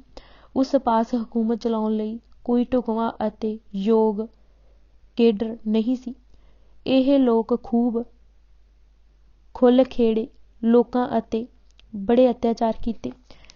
ਬੜੀ ਵੱਡੀ ਪੱਧਰ 'ਤੇ ਲੋਕਾਂ ਦੀ ਲੁੱਟ-ਖਸੁੱਟ ਹੋਈ। ਸਿੱਖ ਇਸ ਦੇ ਬਿਲਕੁਲ ਬਰਖਿਲਾਫ ਸਨ, ਪਰ ਉਹ ਲੁਟੇਰਿਆਂ ਨੂੰ ਨੱਥ ਨਾ ਪਾ ਸਕੇ। ਇਹਨਾਂ ਨੇ ਜੋ ਕੁਝ ਵੀ ਬੁਰੇ ਤੋਂ ਬੁਰਾ ਕਰਮ ਕੀਤਾ, ਸਭ ਬੰਦਾ ਸਿੰਘ ਅਤੇ ਉਸਦੇ ਸਾਥੀਆਂ ਦੇ ਨਾਂ ਵਰਿਆ। ਲਹਿਰ ਬਦਨਾਮ ਹੋਈ। ਬੰਦਾ ਸਿੰਘ ਦੇ ਸਾਰੇ ਚੰਗੇ ਕੰਮਾਂ ਨੂੰ ਮਿੱਟੀ ਵਿੱਚ ਮਿਲਾ ਦਿੱਤਾ। ਸਿੱਖ ਆਮ ਮੁਸਲਮਾਨ ਵਸੋਂ ਨੂੰ ਕੁਝ ਨਹੀਂ ਸਨ ਕਹਿੰਦੇ, ਪਰ ਸਰਕਾਰ ਅਤੇ ਮੁਲਾਣਿਆਂ ਨੇ ਬੜੀ ਚਲਾਕੀ ਨਾਲ ਸਿੱਖ ਲਹਿਰ, ਜੋ ਮੁਗਲ ਸਰਕਾਰ ਦੇ ਜ਼ੁਲਮ ਖਿਲਾਫ ਲੜ ਰਹੀ ਸੀ ਅਤੇ ਜ਼ੁਲਮੀ ਚੱਕੀ ਵਿੱਚ ਮੁਸਲਮਾਨ ਆਬਾਦੀ ਵੀ ਬਰਾਬਰ ਦੀ ਪੀਸੀ ਜਾ ਰਹੀ ਸੀ, ਨੂੰ ਮੁਸਲਮਾਨ ਵਿਰੋਧੀ ਬਣਾ ਕੇ ਰੱਖ ਦਿੱਤਾ। ਆਮ ਲੋਕੀ ਜੋ ਸਰਕਾਰ ਦੇ ਸਥਾਈ ਹੋਏ ਅਤੇ ਨਿਰਪੱਖ ਸਨ, ਗਲਤ ਪ੍ਰਚਾਰ ਦਾ ਸ਼ਿਕਾਰ ਹੋ ਕੇ ਜਹਾਦ ਲਈ ਉੱਠ ਖੜੇ ਹੋਏ ਅਤੇ ਗਾਜੀ ਬਣ ਸਿੱਖਾਂ ਵਿਰੁੱਧ ਲੜਨ ਲੱਗੇ। ਤਵੱਸਬ ਵਿੱਚ ਇਹ ਲੋਕ ਇੰਨੇ ਅੰਨ੍ਹੇ ਕੀਤੇ ਹੋਏ ਸਨ ਕਿ ਉਹਨਾਂ ਨੂੰ ਉਦੋਂ ਵੀ ਸਮਝ ਨਾ ਆਈ ਜਦ ਉਹਨਾਂ ਅੱਖੀਂ ਵੇਖ ਲਿਆ ਸੀ ਕਿ ਜਿਨ੍ਹਾਂ ਦੇ ਖਿਲਾਫ ਉਹ ਲੜ ਰਹੇ ਹਨ, ਉਹ ਸਮਰੱਥਾ ਵਿੱਚ ਹੁੰਦੇ ਹੋਏ ਵੀ ਮੁਸਲਮਾਨ ਵਸੋਂ ਨੂੰ ਕੁਝ ਨਹੀਂ ਸਨ ਕਹਿੰਦੇ। ਪਰ ਬੁਰਾ ਹੋਵੇ ਲੁਟੇਰਿਆਂ ਦਾ, ਜਿਨ੍ਹਾਂ ਇਹ ਜ਼ੁਲਮ ਵਰਤਾਇਆ, ਅਤੇ ਨਾਲ ਹੀ ਲਾਹਨਤ ਇਹਨਾਂ ਜਨੂੰਨੀ ਮੁਲਾਣਿਆਂ 'ਤੇ, ਜਿਨ੍ਹਾਂ ਸਧਾਰਨ ਅਤੇ ਮਾਸੂਮ ਮੁਸਲਮਾਨਾਂ ਦੀ ਨਜ਼ਰ ਤੇ ਸੋਚ ਨੂੰ ਧੁੰਦਲਾ ਕਰ ਛੱਡਿਆ। ਜ਼ਕਰੀਆ ਖਾਂ ਦੇ ਸਮੇਂ ਵੀ ਲੁਟੇਰਿਆਂ ਇਹੋ ਗੁਲ ਖਿਲਾਏ। ਇਹਨਾਂ ਵਹਿਸ਼ੀ ਡਾਕੂਆਂ, ਲੋਟੂਆਂ ਦੇ ਕਾਲੇ ਕਾਰਨਾਮੇ ਸਿੱਖਾਂ ਦੇ ਮੱਥੇ ਵੱਜੇ। ਮੁਲਕ ਵਿੱਚ ਫੈਲੀ ਹਨੇਰਗਰਦੀ ਜੋ ਸਿੱਖਾਂ ਸਿਰ ਲੱਗੀ, ਨੂੰ ਠੱਲ ਪਾਉਣ ਲਈ ਗਸ਼ਤੀ ਫੌਜ ਸਾਰਾ ਜ਼ੋਰ ਲਾ ਹਾਰ ਥੱਕੀ, ਪਰ ਤਹਿ ਨਾ ਬਿਠਾ ਸਕੀ। ਸਰਕਾਰ ਨੇ ਸਿੱਖਾਂ ਨਾਲ ਵਧੀਕੀਆਂ ਕਰਕੇ ਇਹ ਬਿਪਤਾ ਆਪ ਸਹੇੜੀ ਸੀ। ਸਿੱਖ ਨਾ ਹਥਿਆਰ ਚੁੱਕਦੇ ਤਾਂ ਲੁਟੇਰਿਆਂ ਨੂੰ ਵੀ ਮੌਕਾ ਹੱਥ ਨਾ ਆਉਂਦਾ। ਹਕੀਕਤ ਨੂੰ ਸਮਝਣ ਦੀ ਥਾਂ ਖਾਨ ਬਹਾਦਰ ਨੇ ਹੈਂਕੜ ਵੱਸ ਹੋ ਕੇ ਸਿੱਖਾਂ ਨੂੰ ਹੀ ਮਾਰ ਮੁਕਾਉਣ ਲਈ ਲੱਕ ਬੰਨ੍ਹ ਲਿਆ। ਉਸ ਨੂੰ ਇਹ ਭਰਮ ਸੀ ਕਿ ਮੁਗਲ ਰਾਜ ਬਹੁਤ ਵਿਸ਼ਾਲ ਅਤੇ ਸ਼ਕਤੀਸ਼ਾਲੀ ਹੈ। ਇਹ ਸਿੱਖ ਕੌਣ ਵਿਚਾਰੇ ਸਨ ਜੋ ਸਾਡੇ ਮੂੰਹ ਆਉਣ। ਜਦ ਗਸ਼ਤੀ ਫੌਜ ਘੱਟਾ ਛਾਣ ਕੇ ਰਹਿ ਗਈ ਤਾਂ ਉਸ ਨੇ ਇੱਕ ਹੋਰ ਚਾਲ ਚੱਲੀ। ਸਿੱਖਾਂ ਦੀ ਸਦਾ ਲਈ ਕਤਲਾਮ ਦਾ ਹੁਕਮ ਤਾਂ ਬਾਦਸ਼ਾਹ ਬਹਾਦਰ ਸ਼ਾਹ ਹੀ ਦਸੰਬਰ 1710 ਈਸਵੀ ਵਿੱਚ ਜਾਰੀ ਕਰ ਗਿਆ ਸੀ। ਕਤਲਾਮ ਤਾਂ ਉਦੋਂ ਦੀ ਹੀ ਜਾਰੀ ਸੀ, ਪਰ ਕਈ ਹਾਕਮਾਂ ਨੇ ਸਮੇਂ-ਸਮੇਂ ਇਸ ਉੱਤੇ ਜ਼ਿਆਦਾ ਸਖਤੀ ਨਾਲ ਕਾਰਵਾਈ ਕੀਤੀ। ਸਭ ਤੋਂ ਜ਼ਿਆਦਾ ਤੁਖਣਾ ਮੁਲਾਣੇ ਹਾਕਮਾਂ ਨੂੰ ਦਿੰਦੇ ਸਨ ਕਿ ਮੁਸਲਮਾਨੀ ਰਾਜ ਤਾਂ ਸਦੀਵੀ ਕਾਇਮ ਰਹਿ ਸਕਦਾ ਜੇ ਸਿੱਖ ਮਾਰ ਮੁਕਾਏ ਜਾਣ। ਪੱਥਰ ਦਿਲ ਅਤੇ ਖਰ ਦਿਮਾਗ ਸ਼ੈਤਾਨੀ ਨਸਲ ਮੁਲਾਣਿਆਂ ਨੇ ਸਿੱਖਾਂ ਦੀ ਮੌਤ ਨਾਲ ਇਸਲਾਮ ਦੀ ਸੇਵਾ ਅਤੇ ਸਬਾਬ ਦੇ ਝਾਂਸੇ ਦੀ ਕੁੰਡੀ ਹਰ ਮੁਸਲਮਾਨ ਦੇ ਸੰਘ ਵਿੱਚ ਬੁਰੀ ਤਰ੍ਹਾਂ ਫਸਾਈ ਹੋਈ ਸੀ, ਜਿਸ ਤੋਂ ਉਹ ਛੁਟਕਾਰਾ ਪਾ ਹੀ ਨਹੀਂ ਸਨ ਸਕਦੇ। ਹਾਕਮਾਂ ਲਈ ਇਹ ਲਾਲਚ ਅਤੇ ਝੂਠਾ ਵਾਅਦਾ, ਖੁਰਮੇ ਨਾਲੇ ਸਵਾਬ, ਸੱਤ ਮਾਰਨ ਵਾਲਾ ਐਸਾ ਨਸ਼ਾ ਸੀ ਜਿਸ ਦਾ ਕੋਈ ਤੋੜ ਹੀ ਨਹੀਂ। ਦਿਮਾਗਾਂ ਨੂੰ ਜੋ ਜੰਦਰੇ ਸਦੀਵੀ ਤੌਰ 'ਤੇ ਵੱਜ ਚੁੱਕੇ ਸਨ, ਉਹਨਾਂ ਦੀਆਂ ਚਾਬੀਆਂ ਮੁਫਤੀ ਮੁਲਾਣਿਆਂ ਪਾਸ ਸਨ। ਨਾ ਉਹ ਦੇਣ ਅਤੇ ਨਾ ਇਹ ਖੁੱਲ੍ਹਣ। ਮੁਸਲਮਾਨ ਦੀ ਕੁਦਰਤੀ ਅਤੇ ਸੂਖਮ ਸੋਚ ਹਿਮਾਲਿਆ ਪਹਾੜਾਂ ਉੱਤੇ ਦਫਨ ਕਰ ਦਿੱਤੀ ਗਈ ਸੀ। ਜ਼ਕਰੀਆ ਖਾਨ ਸੱਚਾਈ ਤੱਕ ਕਿਵੇਂ ਪਹੁੰਚੇ? ਉਸਨੇ ਸਾਰੇ ਪੰਜਾਬ ਵਿੱਚ ਢੰਡੋਰਾ ਪਿਟਾ ਕੇ ਇੱਕ ਐਲਾਨ ਕੱਢਿਆ ਕਿ ਜੋ ਕਿਸੇ ਸਿੱਖ ਦੀ ਦੱਸ ਪਾਵੇ ਉਸਨੂੰ 10 ਰੁਪਏ ਇਨਾਮ, ਜੋ ਪਕੜਵਾਵੇ ਉਸਨੂੰ 25 ਰੁਪਏ ਅਤੇ ਜੋ ਸਿਰ ਪੇਸ਼ ਕਰੇ ਉਸਨੂੰ 100 ਰੁਪਏ ਇਨਾਮ ਮਿਲੇਗਾ। ਸਿੱਖਾਂ ਦੀ ਅਲਖ ਮਿਟਾਉਣ ਵਿੱਚ ਜੋ ਵਧੇਰੇ ਸੇਵਾ ਕਰੇਗਾ ਉਸਨੂੰ ਜਗੀਰ ਵੀ ਦਿੱਤੀ ਜਾਵੇਗੀ। ਇਸ ਦਾ ਨਤੀਜਾ ਇਹ ਹੋਇਆ ਕਿ ਗਸ਼ਤੀ ਫੌਜਾਂ ਨਾਲ ਪਿੰਡਾਂ ਦੇ ਚੌਧਰੀ ਅਤੇ ਉਹਨਾਂ ਦੀਆਂ ਵਾਰਾਂ ਵੀ ਫਿਰਨ ਲੱਗ ਪਈਆਂ। ਇਹ ਸ਼ਿਕਾਰੀ ਕੁੱਤਿਆਂ ਵਾਂਗ ਸਿੰਘਾਂ ਦੀ ਭਾਲ ਪਿੱਛੇ ਫਿਰਨ ਲੱਗ ਪਏ। ਸਾਰਾ ਦੇਸ਼ ਉਜੜ ਗਿਆ। ਕੁਝ ਸਿੰਘਾਂ ਲੁੱਟ ਲਿਆ ਅਤੇ ਰਹਿੰਦਾ ਸ਼ਾਹੀ ਫੌਜਾਂ ਨੇ। ਅਨੇਕਾਂ ਲੋਕ ਬੇਗਾਰ ਵਿੱਚ ਫੜੇ ਗਏ। ਕੋਈ ਸਿੰਘ ਕਿਸੇ ਪਿੰਡ ਵਿੱਚ ਨਾ ਰਿਹਾ। ਬਾਲ ਬੁੱਢੇ ਅਤੇ ਜਨਾਨੀਆਂ ਦਰਿਆ ਟਪਾ ਕੇ ਮਾਲਵੇ ਛੱਡ ਆਏ ਅਤੇ ਜਵਾਨ ਸਿੰਘ ਜਥੇ ਬਣਾ ਕੇ ਫਿਰਨ ਲੱਗੇ। ਸੈਂਕੜੇ ਸਿੰਘ ਚੁਗਲਾਂ ਨੇ ਫੜਾ ਦਿੱਤੇ, ਜੋ ਲਾਹੌਰ ਲੈ ਕੇ ਜਾ ਕੇ ਕਤਲ ਕਰ ਦਿੱਤੇ ਗਏ। ਕਈ ਦੁਸ਼ਟਾਂ ਨੇ ਹਿੰਦੂਆਂ ਦੀਆਂ ਲੜਕੀਆਂ ਦੇ ਸਿਰ ਕੱਟ ਕੇ ਵਾਲਾਂ ਤੋਂ ਫੜ ਕੇ ਸਿੱਖ ਮੁੰਡਿਆਂ ਦੇ ਸਿਰ ਦੱਸ ਕੇ ਦਰੋਗਿਆਂ ਨਾਲ ਮਿਲ ਮਿਲਾ ਕੇ ਇਨਾਮ ਲਏ। ਜਿਨ੍ਹਾਂ ਮੁਖਬਰਾਂ ਨੇ ਸਿੱਖਾਂ ਨੂੰ ਫੜਾ ਕੇ ਇਨਾਮ ਲਏ, ਉਹਨਾਂ ਨੂੰ ਰਾਠ ਸਿੰਘਾਂ ਨੇ ਫੜ ਕੇ ਸੋਧਿਆ। ਕੋਈ ਸ਼ੱਕ ਨਹੀਂ ਸੀ ਕਿ ਇਸ ਕਾਰਵਾਈ ਵਿੱਚ ਬਹੁਤ ਸਾਰੇ ਸਿੱਖ ਮਾਰੇ ਗਏ, ਪਰ ਉਹਨਾਂ ਆਪਣਾ ਹੱਠ ਅਤੇ ਸੁਭਾਅ ਨਾ ਛੱਡਿਆ। ਜਦ ਸਾਰੇ ਦੇਸ਼ ਦੀ ਫਸਲਵਾੜੀ ਅਤੇ ਮਾਲ ਡੰਗਰ ਬਰਬਾਦ ਹੋ ਗਏ ਤਾਂ ਲੋਕਾਂ ਪਾਸ ਸਰਕਾਰੀ ਮਾਮਲਾ ਤਾਰਨ ਨੂੰ ਧੇਲਾ ਵੀ ਨਾ ਰਿਹਾ। ਜ਼ਕਰੀਆ ਖਾਨ ਪਾਸੋਂ ਖਿਰਾਜ ਲੈਣ ਦਿੱਲੀ ਦੀ ਫੌਜ ਦਾ ਆਉਣਾ। ਜ਼ਕਰੀਆ ਖਾਨ ਨੇ ਜ਼ੁਲਮ ਜ਼ਬਰ ਦਾ ਝੱਖੜ ਦੇਸ਼ 'ਤੇ ਝੁਲਾਇਆ ਹੋਇਆ ਸੀ। ਇਸ ਵਿੱਚੋਂ ਉਸਦੇ ਪੱਲੇ ਤਾਂ ਕੁਝ ਨਾ ਪਿਆ। ਲੋਕਾਂ ਦੀ ਆਰਥਿਕ ਹਾਲਤ ਤਬਾਹ ਹੋ ਗਈ। ਚਾਰ ਚੁਫੇਰੇ ਬਾਬਲਾ ਪਈ ਹੋਵੇ। ਉਹ ਆਪਣੀ ਹੈਂਕੜ ਪਗਾਉਣ ਬਦਲੇ ਕਿ ਸਿੱਖਾਂ ਦਾ ਸਿਰ ਉਸਨੇ ਕੁਚਲ ਦਿੱਤਾ ਹੈ। ਦਿੱਲੀ ਸਰਕਾਰ ਦੀ ਖੁਸ਼ਨੂਦੀ ਹਾਸਿਲ ਕਰਨ ਲਈ ਦੇਸ਼ ਦੇ ਹੋਰ ਕਾਰ ਵਿਹਾਰ ਛੱਡ ਕੇ ਸਿੱਖਾਂ ਦੇ ਮਗਰ ਪਿਆ ਹੋਇਆ ਸੀ। ਖੇਤੀਬਾੜੀ ਅਤੇ ਵਪਾਰ ਬੰਦ ਹੋ ਗਿਆ। ਖਜ਼ਾਨਾ ਗਸ਼ਤੀ ਫੌਜਾਂ ਚੱਟ ਗਈਆਂ। ਪਰਜਾ ਜਦ ਭੁੱਖੀ ਮਰਨ ਲੱਗੀ ਤਾਂ ਸਰਕਾਰੀ ਹਾਲਾ ਕਿਵੇਂ ਉਗਰੇ। ਸਿਪਾਹੀਆਂ ਦੀਆਂ ਤਨਖਾਹਾਂ ਵੀ ਨਾ ਤਰਨ। ਉਹਨਾਂ ਜ਼ਮੀਂਦਾਰਾਂ ਨੂੰ ਮਾਰ ਕੁੱਟ ਕੇ ਉਲਟਾ ਆਪਣਾ ਵੈਰੀ ਬਣਾ ਲਿਆ। ਜਿਹੜੇ ਸਿੱਖ ਪਿੰਡਾਂ ਤੋਂ ਕੱਢ ਦਿੱਤੇ ਗਏ ਸਨ, ਉਹਨਾਂ 'ਚੋਂ ਬਹੁਤੇ ਸਿੰਘ ਸੱਜ ਕੇ ਦਲਾਂ ਵਿੱਚ ਰਲ ਗਏ ਅਤੇ ਕਈ ਹੋਰਨਾਂ ਰਾਜਾਂ ਵਿੱਚ ਜਾ ਕੇ ਨੌਕਰੀ ਮਜ਼ਦੂਰੀ ਕਰਕੇ ਦਿਨਕਟੀ ਕਰਨ ਲੱਗ ਪਏ। ਜ਼ਕਰੀਆ ਖਾਨ ਨੇ ਤਾਂ ਆਪ ਹੀ ਮੁਲਕ ਬੇਚਰਾਗ ਕਰ ਦਿੱਤਾ। ਕਮਾਈ ਕੌਣ ਕਰੇ ਅਤੇ ਪੈਸਾ ਟੱਕਾ ਕਿੱਥੋਂ ਆਵੇ। 3 ਸਾਲ ਜਦ ਲਗਾਤਾਰ ਲਾਹੌਰ ਸਰਕਾਰ ਨੇ ਦਿੱਲੀ ਨੂੰ ਬਣਦਾ ਖਰਾਜ, ਜੋ ਕਈ ਕਰੋੜ ਦੀ ਰਕਮ ਬਣ ਚੁੱਕਾ ਸੀ, ਨਾ ਪਹੁੰਚਾਇਆ ਤਾਂ ਬਹਾਦਰ ਮੁਹੰਮਦ ਸ਼ਾਹ ਰੰਗੀਲੇ ਨੇ ਇਸ ਦੀ ਵਸੂਲੀ ਵਾਸਤੇ ਹੈਬਤ ਖਾਂ ਅਤੇ ਸਲਾਬਤ ਖਾਂ ਰੋਹੀਲੇ ਸਰਦਾਰ ਨੂੰ 2000 ਘੋੜ ਸਵਾਰ ਦੇ ਕੇ ਲਾਹੌਰ ਵੱਲ ਤੋਰਿਆ। ਉਹਨਾਂ ਨੂੰ ਹੁਕਮ ਦਿੱਤਾ ਕਿ ਜਿੰਨਾ ਚਿਰ 3 ਸਾਲਾਂ ਦੀ ਸਾਰੀ ਮਾਲਗੁਜ਼ਾਰੀ ਵਸੂਲ ਨਾ ਹੋਵੇ, ਉਹਨਾਂ ਚਿਰ ਰੋਜ਼ ਦੇ 5000 ਨਗਦ ਹਰਜਾਨਾ ਲੈਂਦੇ ਰਹੋ। ਨਾਲ ਹੀ 2000 ਫੌਜ ਦਾ ਅਤੇ ਆਪਣਾ ਖਰਚ ਲਵੋ। ਰੋਹੇਲੇ ਸਰਦਾਰਾਂ ਲਾਹੌਰ ਪੁੱਜ ਕੇ ਇੰਜ ਹੀ ਕੀਤਾ। ਕਈ ਕਰੋੜ ਦੀ ਬਣਦੀ ਰਕਮ ਖਾਨ ਬਹਾਦਰ ਕਿੱਥੋਂ ਪੈਦਾ ਕਰੇ। ਮਜਬੂਰ ਹੋ ਕੇ ਉਸਨੇ ਚੌਧਰੀਆਂ ਨੂੰ ਫੜਿਆ, ਜਿਨ੍ਹਾਂ ਸਿੱਖਾਂ ਦੇ ਫੜੋ ਫੜਾਈ ਦੇ ਨਾਂ 'ਤੇ ਵੱਡੇ ਵੱਡੇ ਇਨਾਮ ਲਏ ਸਨ।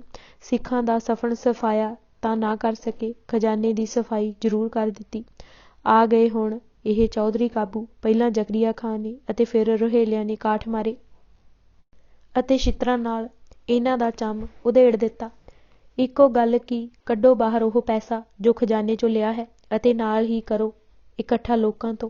ਚੌਧਰੀ ਨੱਕ ਗੋਡੇ ਰਗੜ ਕੇ ਵਾਅਦੇ ਕਰਕੇ ਬੰਦ ਖਲਾਸ ਹੋਏ ਕਿ ਅਸੀਂ ਛੇਤੀ ਤੋਂ ਛੇਤੀ ਸਾਰੀ ਰਕਮ ਉਗਰਾ ਲਿਆਵਾਂਗੇ। ਛੁੱਟਦਿਆਂ ਸਾਰ ਇਨਾਮਾਂ ਦੀ ਸ਼ਕਲ ਵਿੱਚ ਇਹ ਖਾਧਾ ਮੁੜ ਆਣ ਉਗਲੱਛਿਆ। ਹੋਰ ਰੁਪਏ ਲਈ ਪਰਜਾ ਦੇ ਗਲ ਵਿੱਚ ਅੰਗੂਠਾ ਆਣ ਦਿੱਤਾ। ਐਵੇਂ ਹੀ ਗਰੀਬ ਗੁਰਬੇ ਨੂੰ ਮਰੋੜ ਧਾਰਿਆ। ਇਹਨਾਂ ਕੰਗਾਲਾਂ ਪਾਸ ਤਾਂ ਪਹਿਲਾਂ ਹੀ ਮਿੱਟੀ ਦੇ ਤਵੇ ਚੜ੍ਹੇ ਹੋਏ ਸਨ, ਕਿਉਂਕਿ ਧਾੜਵੀਆਂ ਤੇ ਲੁਟੇਰਿਆਂ ਫਸਲ ਅਤੇ ਪਸ਼ੂ ਡੰਗਰ ਰੁੰਡ ਮਰੁੰਡ ਕਰ ਛੱਡੇ ਸਨ। ਲੀੜੇ ਅਤੇ ਭਾਂਡੇ ਘਰੀ ਨਹੀਂ ਸਨ ਛੱਡੇ। ਸ਼ਾਹੂਕਾਰਾਂ ਪਾਸ ਜੋ ਕੁਝ ਸੀ ਜ਼ਮੀਨ ਵਿੱਚ ਨੱਪ ਕੇ ਦਿਵਾਲੇ ਕੱਢ ਕੇ ਬੈਠ ਗਏ। ਕਈਆਂ ਦੇ ਮੁੰਡੇ 10-10 ਰੁਪਏ ਨੂੰ ਕੌਡੀਆਂ ਦੇ ਭਾਅ ਵਿਕ ਗਏ। ਕੋਈ ਭੁੱਖੇ ਧਿਆਏ ਮਰ ਗਏ। ਜੋ ਘਰਾਂ ਤੋਂ ਨਿਕਲ ਕੇ ਭੱਜੇ ਰੁਲ ਰੁਲ ਕੇ ਮੰਦੇ ਹਾਲ ਹੋ ਗਏ। ਇੰਨਾ ਪੈਸਾ ਇਕੱਠਾ ਕਿੱਥੋਂ ਹੋਵੇ। ਰੋਹੇਲੇ ਵੀ ਜਿੱਦ ਦੇ ਪੱਕੇ। ਰੋਜ਼ 5,000 ਲੈ ਕੇ ਰੋਟੀ ਪੱਕਣ ਦਿੰਦੇ। ਸੂਬੇ ਨੇ ਮੂਰਖਵਤ ਸਿੰਘਾਂ ਵਿਰੁੱਧ ਗਸ਼ਤ ਫੌਜੀ ਚੜ੍ਹਾ ਕੇ ਸਿੱਖਾਂ ਦੇ ਫਿਰ ਲੁਟੇਰਿਆਂ ਹੱਥੋਂ ਮੁਲਕ ਹੀ ਵੀਰਾਨ ਕਰਵਾ ਲਿਆ ਸੀ। ਹੁਣ ਪਰਜਾ ਪੈਸਾ ਕਿੱਥੋਂ ਦੇਵੇ। ਉਸਨੇ ਮਨ ਵਿੱਚ ਕਪਟ ਰੱਖ ਕੇ ਇੱਕ ਚਾਲ ਚੱਲੀ। ਕੁਝ ਆਪਣੇ ਪਾਸੋਂ ਟਕੇ ਕੱਢੇ, ਗਹਿਣਾ ਵੇਚਿਆ, ਕਰਜ਼ਾ ਲਿਆ, ਕਈਆਂ ਤੋਂ ਡਰਾ ਧਮਕਾ ਕੇ ਲਿਆ। ਚੌਧਰੀਆਂ ਪਾਸੋਂ ਜੋ ਵਸੂਲਿਆ ਇਹ 20 ਕੁ ਲੱਖ ਹੋ ਗਿਆ। 10,000 ਰੋਹੇਲਿਆਂ ਨੂੰ ਵੱਢੀ ਦੇ ਕੇ ਨਰਮ ਕੀਤਾ। ਇਹ ਰਕਮ 80 ਗੱਡਿਆਂ ਉੱਪਰ ਲਦਵਾ ਕੇ ਗੱਡੇ ਦਿੱਲੀ ਨੂੰ ਤੋਰ ਦਿੱਤੇ। ਪਰ ਇਹ ਰੁਪਇਆ ਰੋਹੇਲੇ ਸਰਦਾਰਾਂ ਸਾਹਮਣੇ ਗਿਣ ਕੇ ਨਹੀਂ ਸੀ ਲੱਦਿਆ ਗਿਆ। ਸੋ ਉਹਨਾਂ ਨੂੰ ਇਹ ਕਿਹਾ ਗਿਆ ਸੀ ਕਿ ਸਾਰਾ ਬਕਾਇਆ ਖਰਾਜ ਜੋ ਕਈ ਕਰੋੜ ਦੀ ਰਕਮ ਬਣਦੀ ਹੈ ਦੇ ਦਿੱਤਾ ਹੈ। ਦਿੱਲੀ ਖਜ਼ਾਨੇ ਵਿੱਚ ਦਾਖਲ ਕਰਨ ਵੇਲੇ ਫਿਰ ਗਿਣਤੀ ਹੋ ਜਾਵੇਗੀ। ਖਜ਼ਾਨਾ ਲੈ ਕੇ ਰੋਹੇਲੇ ਤਾਂ ਤੁਰ ਗਏ, ਪਰ ਜ਼ਕਰੀਆ ਖਾਂ ਦਾ ਦਿਲ ਬੈਠਣ ਲੱਗਾ।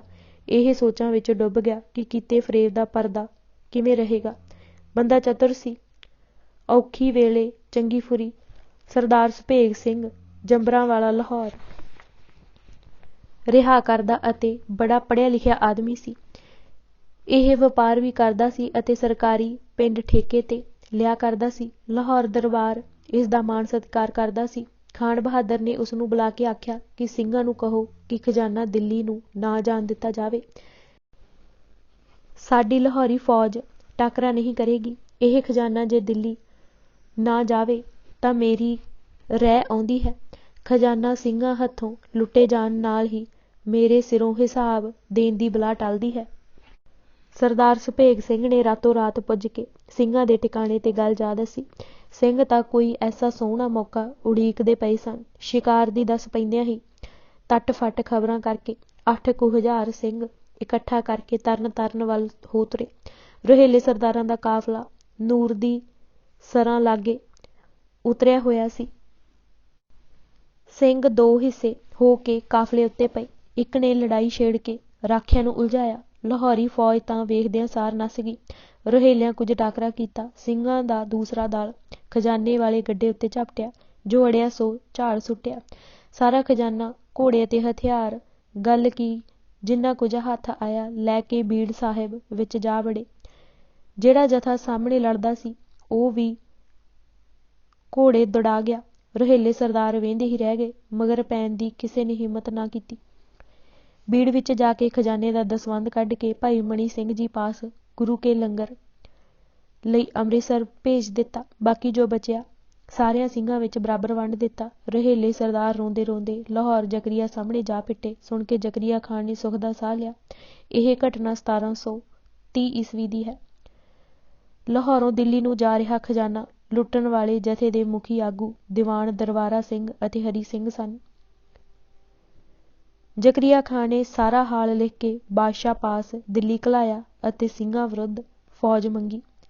ਰੋਹੇਲੇ ਅਤੇ ਜ਼ਕਰੀਆ ਖਾਨ ਦੀ ਫੌਜ ਇਕੱਠੇ ਹੋ ਕੇ ਸਿੰਘਾਂ ਮਗਰ ਪਏ ਤਾਂ ਕਿ ਥੋੜ੍ਹਾ ਬਹੁਤਾ ਲੁੱਟਿਆ ਖਜ਼ਾਨਾ ਪ੍ਰਾਪਤ ਕਰਕੇ ਅਤੇ ਨਾਲ ਜਿੰਨਾ ਕੁ ਹੋ ਸਕਣ ਸਿੰਘਾਂ ਦੇ ਸਿਰ ਲੈ ਕੇ ਜਾਣ ਅਤੇ ਇਸ ਨਾਲ ਦਿੱਲੀ ਵੜਨ ਜੋਗੇ ਹੋ ਜਾਣ।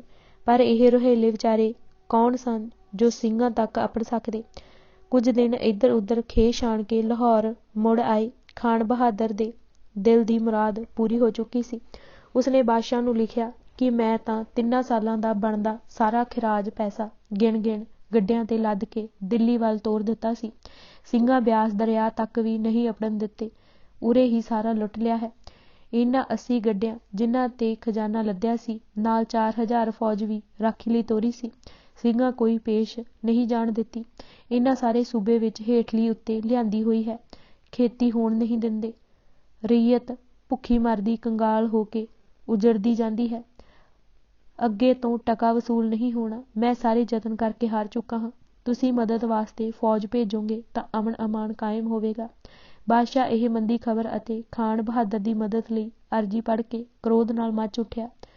ਨਜੀਬ ਖਾਂ, ਸਫਦਰ ਖਾਂ, ਜਫਰ ਖਾਂ ਅਤੇ ਮਨੀਅਮ ਖਾਨ ਵਰਗੇ ਸਖਤ ਜਾਨ ਅਤੇ ਤੁੰਦ ਮਿਜਾਜ ਫੌਜਦਾਰ ਦੇ ਤਹਿਤ 20,000 ਫੌਜ ਦੇ ਕੇ ਪੰਜਾਬ ਨੂੰ ਤੋਰਿਆ ਕਿ ਸਿੱਖਾਂ ਦਾ ਨਾਮ ਨਿਸ਼ਾਨ ਤੱਕ ਨਾ ਰਹਿਣ ਦਿੱਤਾ ਜਾਵੇ। ਨਾਲ ਹੀ ਸਰਹੰਦ, ਜਲੰਧਰ ਪੰਜਾਬ ਦੇ ਹਾਕਮਾਂ ਅਤੇ ਜਗੀਰਦਾਰਾਂ ਨੂੰ ਪ੍ਰਵਾਨੇ ਭੇਜੇ ਕਿ ਸ਼ਾਹੀ ਫੌਜਾਂ ਨਾਲ ਮਿਲ ਕੇ ਸਿੱਖਾਂ ਦੇ ਘਰ ਘਾਟ ਅਤੇ ਆਸਰੇ ਵਾਲੀਆਂ ਥਾਵਾਂ ਤਬਾਹ ਕਰ ਦਿੱਤੀਆਂ ਜਾਣ। ਪੰਜਾਬ ਵਿੱਚ ਕਿਧਰੇ ਸਿੱਖਾਂ ਦਾ ਚਿੰਨ੍ਹ ਨਾ ਛੱਡਿਆ ਜਾਵੇ। ਇਹ ਫੌਜ ਸ਼ੁਰੂ ਅਕਤੂਬਰ 1730 ਈਸਵੀ ਵਿੱਚ ਪੰਜਾਬ ਦੀ ਹੱਦ ਅੰਦਰ ਆ ਵੜੀ।